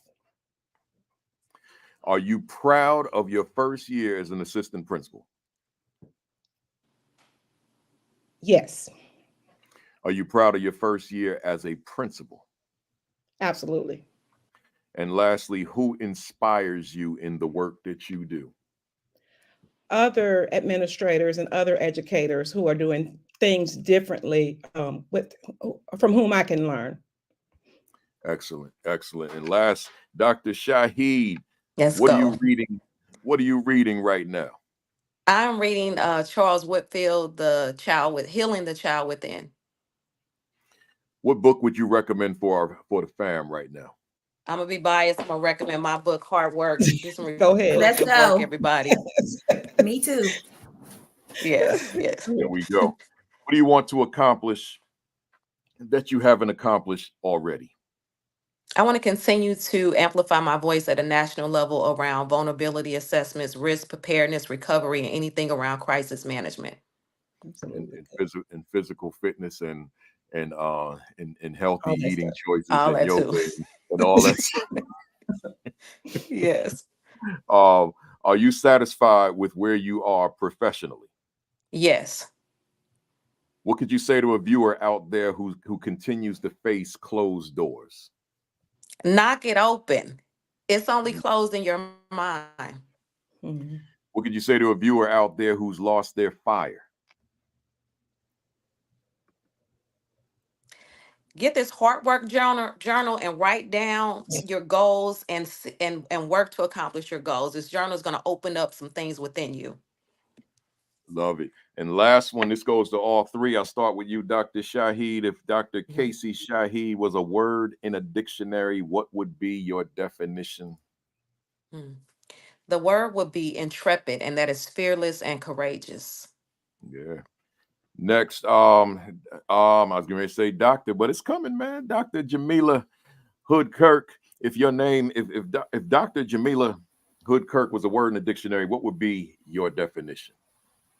Resilient. Resilient. And if Dr. Caterria Payton was a word in a dictionary, what would be your definition?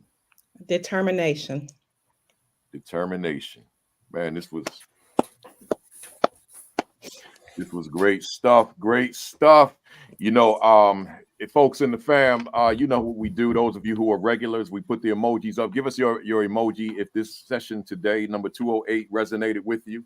If it was worth your while, if you found it that it could add value to your leadership, if it was useful, if you enjoyed it, just give us those emojis. Give us your favorite emojis. Give us a lot of them and keep them coming. Keep them coming. The fam already started because you already know, but the ones who are new here, let us know if this was worth your while today. And then I get my emoji, my Louisville Slugger.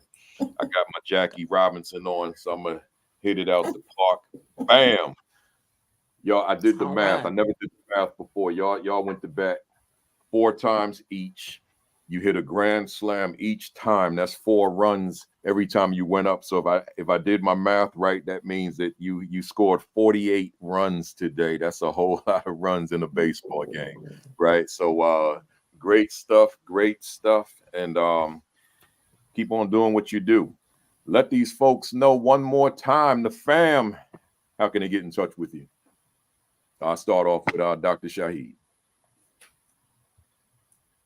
You can reach me at Dr. Kacy Shahid on Gmail, Instagram, Twitter. I'm even on TikTok where I make videos for my former students, and I will respond back. Very good. Principal Captain Kirk. You may reach me at Principal Captain Kirk on Instagram and Facebook, and you can reach me on LinkedIn, Jamilah Hud-Kirk. Excellent. And Dr. Caterria Payton. I can be found at Caterria Payton at gmail.com. That's my email address, and Caterria Payton on Instagram, Facebook, and Twitter. Excellent. So again, to the fam, their books, Dr. Shahid and Dr. Hud-Kirk, their books are on Amazon. So go to Amazon and just put their names in as you see them written on the screen there, and they will come up. Right. And then Dr. Payton hers is coming. And then also, if you're looking for that presenter, you know, whether it be that workshop presenter, that keynote presenter, that convocation presenter, because this is that season now. Those convocation invites are coming in. They for me, they coming in very strong. And that's how I spend my summers, particularly my August, doing convocation. Well, you know, back to school keynote. So if you're looking for that, reach out to these folks on the screen. You know, they got the right message to launch the year. You got their contact information. If you missed it, then just rewind the video when it's done. And so let me say to the three of you, thank you again for this second time. We're gonna do a third time too, but thank you for just blessing the platform with the week number 208, and you kept these numbers like extremely high throughout. A lot of people tuned in to hear you, so that's a good thing, you know, because we just, you know, we're not a show, we're an academy. We trying to help people to become better at what they do, and that way we play our small part in making the world a little bit better than it is, right? So stay with me and until I finish my rundown, right? And then we talk offline for a second. Hey, folks out there, fam, don't leave me yet. I appreciate you. You know that, man. Y'all tune in every week. Get me fired up when I see them numbers, when I hit that live button. My son's sitting here looking at me transform right before his eyes from quiet to the loudest person on the block. And I get excited because I see them numbers jumping. I see you all on here saying good morning and all that kind of stuff, man. That matters to me. You know, if you got a live stream or a podcast and you got nobody listening, then what are you doing, right? So if you got people viewing and listening, then it's worth your while. You know, all that week-long preparation to make sure that this thing works the way it should be working. This is not like get up Saturday and make it work. This is from Sunday to Saturday for the next week, all that planning to make sure that this thing is what it needs to be. So that's what it is. So, hey, next week, join me. Dr. Tanya Perry is her name. She's the author of Teaching for Racial Equity. She's the co-author along with two other people, but I'm going to have her. We're going to go solo. Tanya Perry. You can look her up.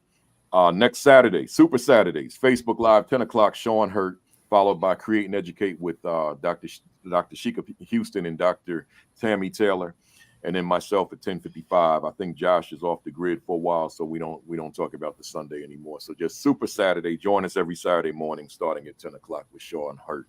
School Leadership Institute with Principal Kafele, July 9 and 10. Join me in Houston. Go to principalkafele.com. Scroll down to my announcements. You'll see the link. Click it. And come on and join me in Houston, July 9 and 10. It's just me. Ain't no other breakout presentation presenters. It's just me. And we talking leadership all day. Us, not just me lecturing, but us. And then come back to Houston, July 18 through the 21st, and join me and many others at the Rock Conference. That's Black Educators Rock Conference. Go to rockconference.org. We got the president on. The CEO is on right now. And here she is. And that's it right there. And don't you dare think that I said come to that Rock Conference because you're on the thread today. I do that every Saturday, twice on Saturday, right? So again, come to the Rock Conference, meet the CEO. There she is right there, Dr. Melissa Nolan Chester. And the rest of us will all be there. And then I do a solo session on Sunday, which is a leadership conference. A leadership session. We go from 9 till 3 on that last day every year, right? So come on and join us the 18th through the 21st. Register at rockconference.org. We'll be in Houston, Texas. You don't want to miss this. My books, shamelessly, real quick at 1:39, is my school a better school because I lead it? The Aspiring Principal 50. You hear them titles and you saying, I need to get that one. The Principal 50, the Assistant Principal Identity. And this is the one right here. Assistant Principal 50. Ain't nothing like it on the planet. Make sure you get yourself a copy. I appreciate you, Mark Morrell, getting that word out for me. So my teacher books, they're sitting here, but I ain't going to take up more time. But go to Amazon and put in my name on the search engine. Don't put in Principal Kafele, though. Put in Baruti Kafele, right? And then all my books will pop up, and then you see which ones might be beneficial to your library, to your professional growth, and order it. And if you got Prime, you get it tomorrow, probably, right? Make sure you subscribe to the AP New Principals Academy YouTube channel. I'm gonna write an essay tomorrow, right? I feel well rested. I'm gonna write an essay. So make sure you follow that page so that you can get it, because I don't post it anywhere else except that one page, AP and New Principals Academy Facebook page. I said YouTube, the Facebook page, but subscribe to the AP and New Principals Academy YouTube channel. And I might add, those of you that are looking to become a professional speaker, like you look at me, you look at others and they're speaking and you're saying, I could do that too. Well, I gave you everything for free, man. Go on that YouTube channel, AP and New Principals Academy, 5 videos called So You Want to Be a Professional Speaker. Let's talk. 5 videos, 9 hours of content. Yeah, I said it right. 9 hours of content. I could charge thousands of dollars and become wealthy just doing these alone, because there's enough people in America and the world that want to be a speaker, and they'll pay anything for that information. I decided I ain't charging you a penny. Only thing I'm charging you is your time and energy. Go to the YouTube channel, spend 9 hours, break it up if you need to, or just watch them all the way through. And I'm giving you all my secrets. I didn't hold back. Everything that made Baruti Kafele, Principal Kafele as a speaker is in those videos. All you got to do is watch it. But then the hard work, that's the easy work. Watching is the easy. The hard work is doing what I did. That's called the grind. And a lot of people, I already know this. I already know it. I'm going to say it again. I already know it. There are people who are not willing to put forth the kind of effort I put forth to get the platform that I have, right? I worked my butt off, right? So it's a lot of people, they want it like this, right? And they'll write me an inbox. It ain't happening for me. How long ago did you watch the video? Well, I saw it like a month or two ago. All right, bye, right? It's call me back in a few years, because that's what it may take. In fact, let me just say this while I got so many people on here.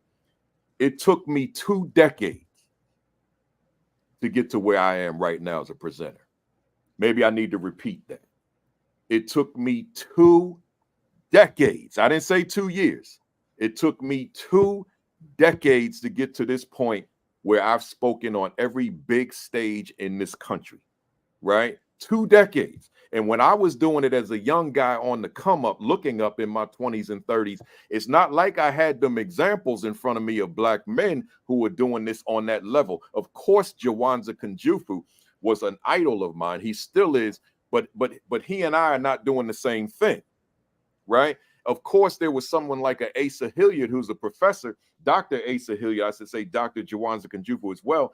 But the work they're doing is not the work I'm doing. That's a different lane, right? They're all important lanes, but it's a different lane. And what I'm saying to you is, in the lane I'm in, there was 0 people that look like me, men who were doing this work. I had to literally carve out a path, kick the daggone, matter of fact, let me just use the word, kick the damn door open, right? And even when the door was open, it was still challenging. So I'm saying to you, I'm going to give you the blueprint, but I don't know if you got my grind. I don't know if you got my hustle. I don't know if you got that. You're going to have to demonstrate that, right? You're going to have to show me that. But I know you could sit there and listen to the video, but that's not enough. Now you got to show me that you got that grind, that you got that hustle, that you got that dog to be able to go after that thing that you want, but you don't yet have. That's a whole different conversation. I can't do nothing for you on that. I can't instill no dog in you, DAWG. I can't instill no grind in you. I can't instill no hustle in you. I can't instill no why in you. I can't instill no mission in you. I can't instill no vision in you, right? I can't instill no drive and determination in you. I can't instill no passion in you. You got to bring that. But what I can instill, I can give you these free videos. But then I'm hands off. All that other stuff, that's on you, man. That's on you. One more time. That's on you. Let's go. I'm done, y'all. Yeah, I'm done. My last closing, as I always close, your diet, your exercise, and your disease, viruses, COVID-19 precautions. Make sure you taking care of you. Make sure you taking care of you, y'all. I get on them planes. I don't wear the mask on the plane like I used to, But all I got to do is hear one sneeze, one cough. I don't pull out that surgical mask. I pull out that N95. I'll pull out that N95. That one when I can't hardly breathe, that's the one I pull out, right? So is it a rough flight? Yeah, because I mean the N95, you sealed up in there. But I ain't getting, I mean, if you on there sneezing, you on there coughing, then you should be the one to put on the mask. Like you remember the language we used to use during COVID. The person of the mask is so I can protect you, right? So if you know you sick on that plane and you're gonna come in there hacking on the whole flight, like protect me. So I don't have to put on the mask. You put on the mask. Enough said. I'm venting, y'all. I appreciate y'all. I see you next week, week number 209. But until then, have a great week. Have an extraordinary week. Have your best week yet. Peace. Peace. Thumbs up. Cock that fist back. Count to 3. 1, 2, 3. Let it out loud. Bam! I'll see y'all next Saturday, man. Stronger than ever.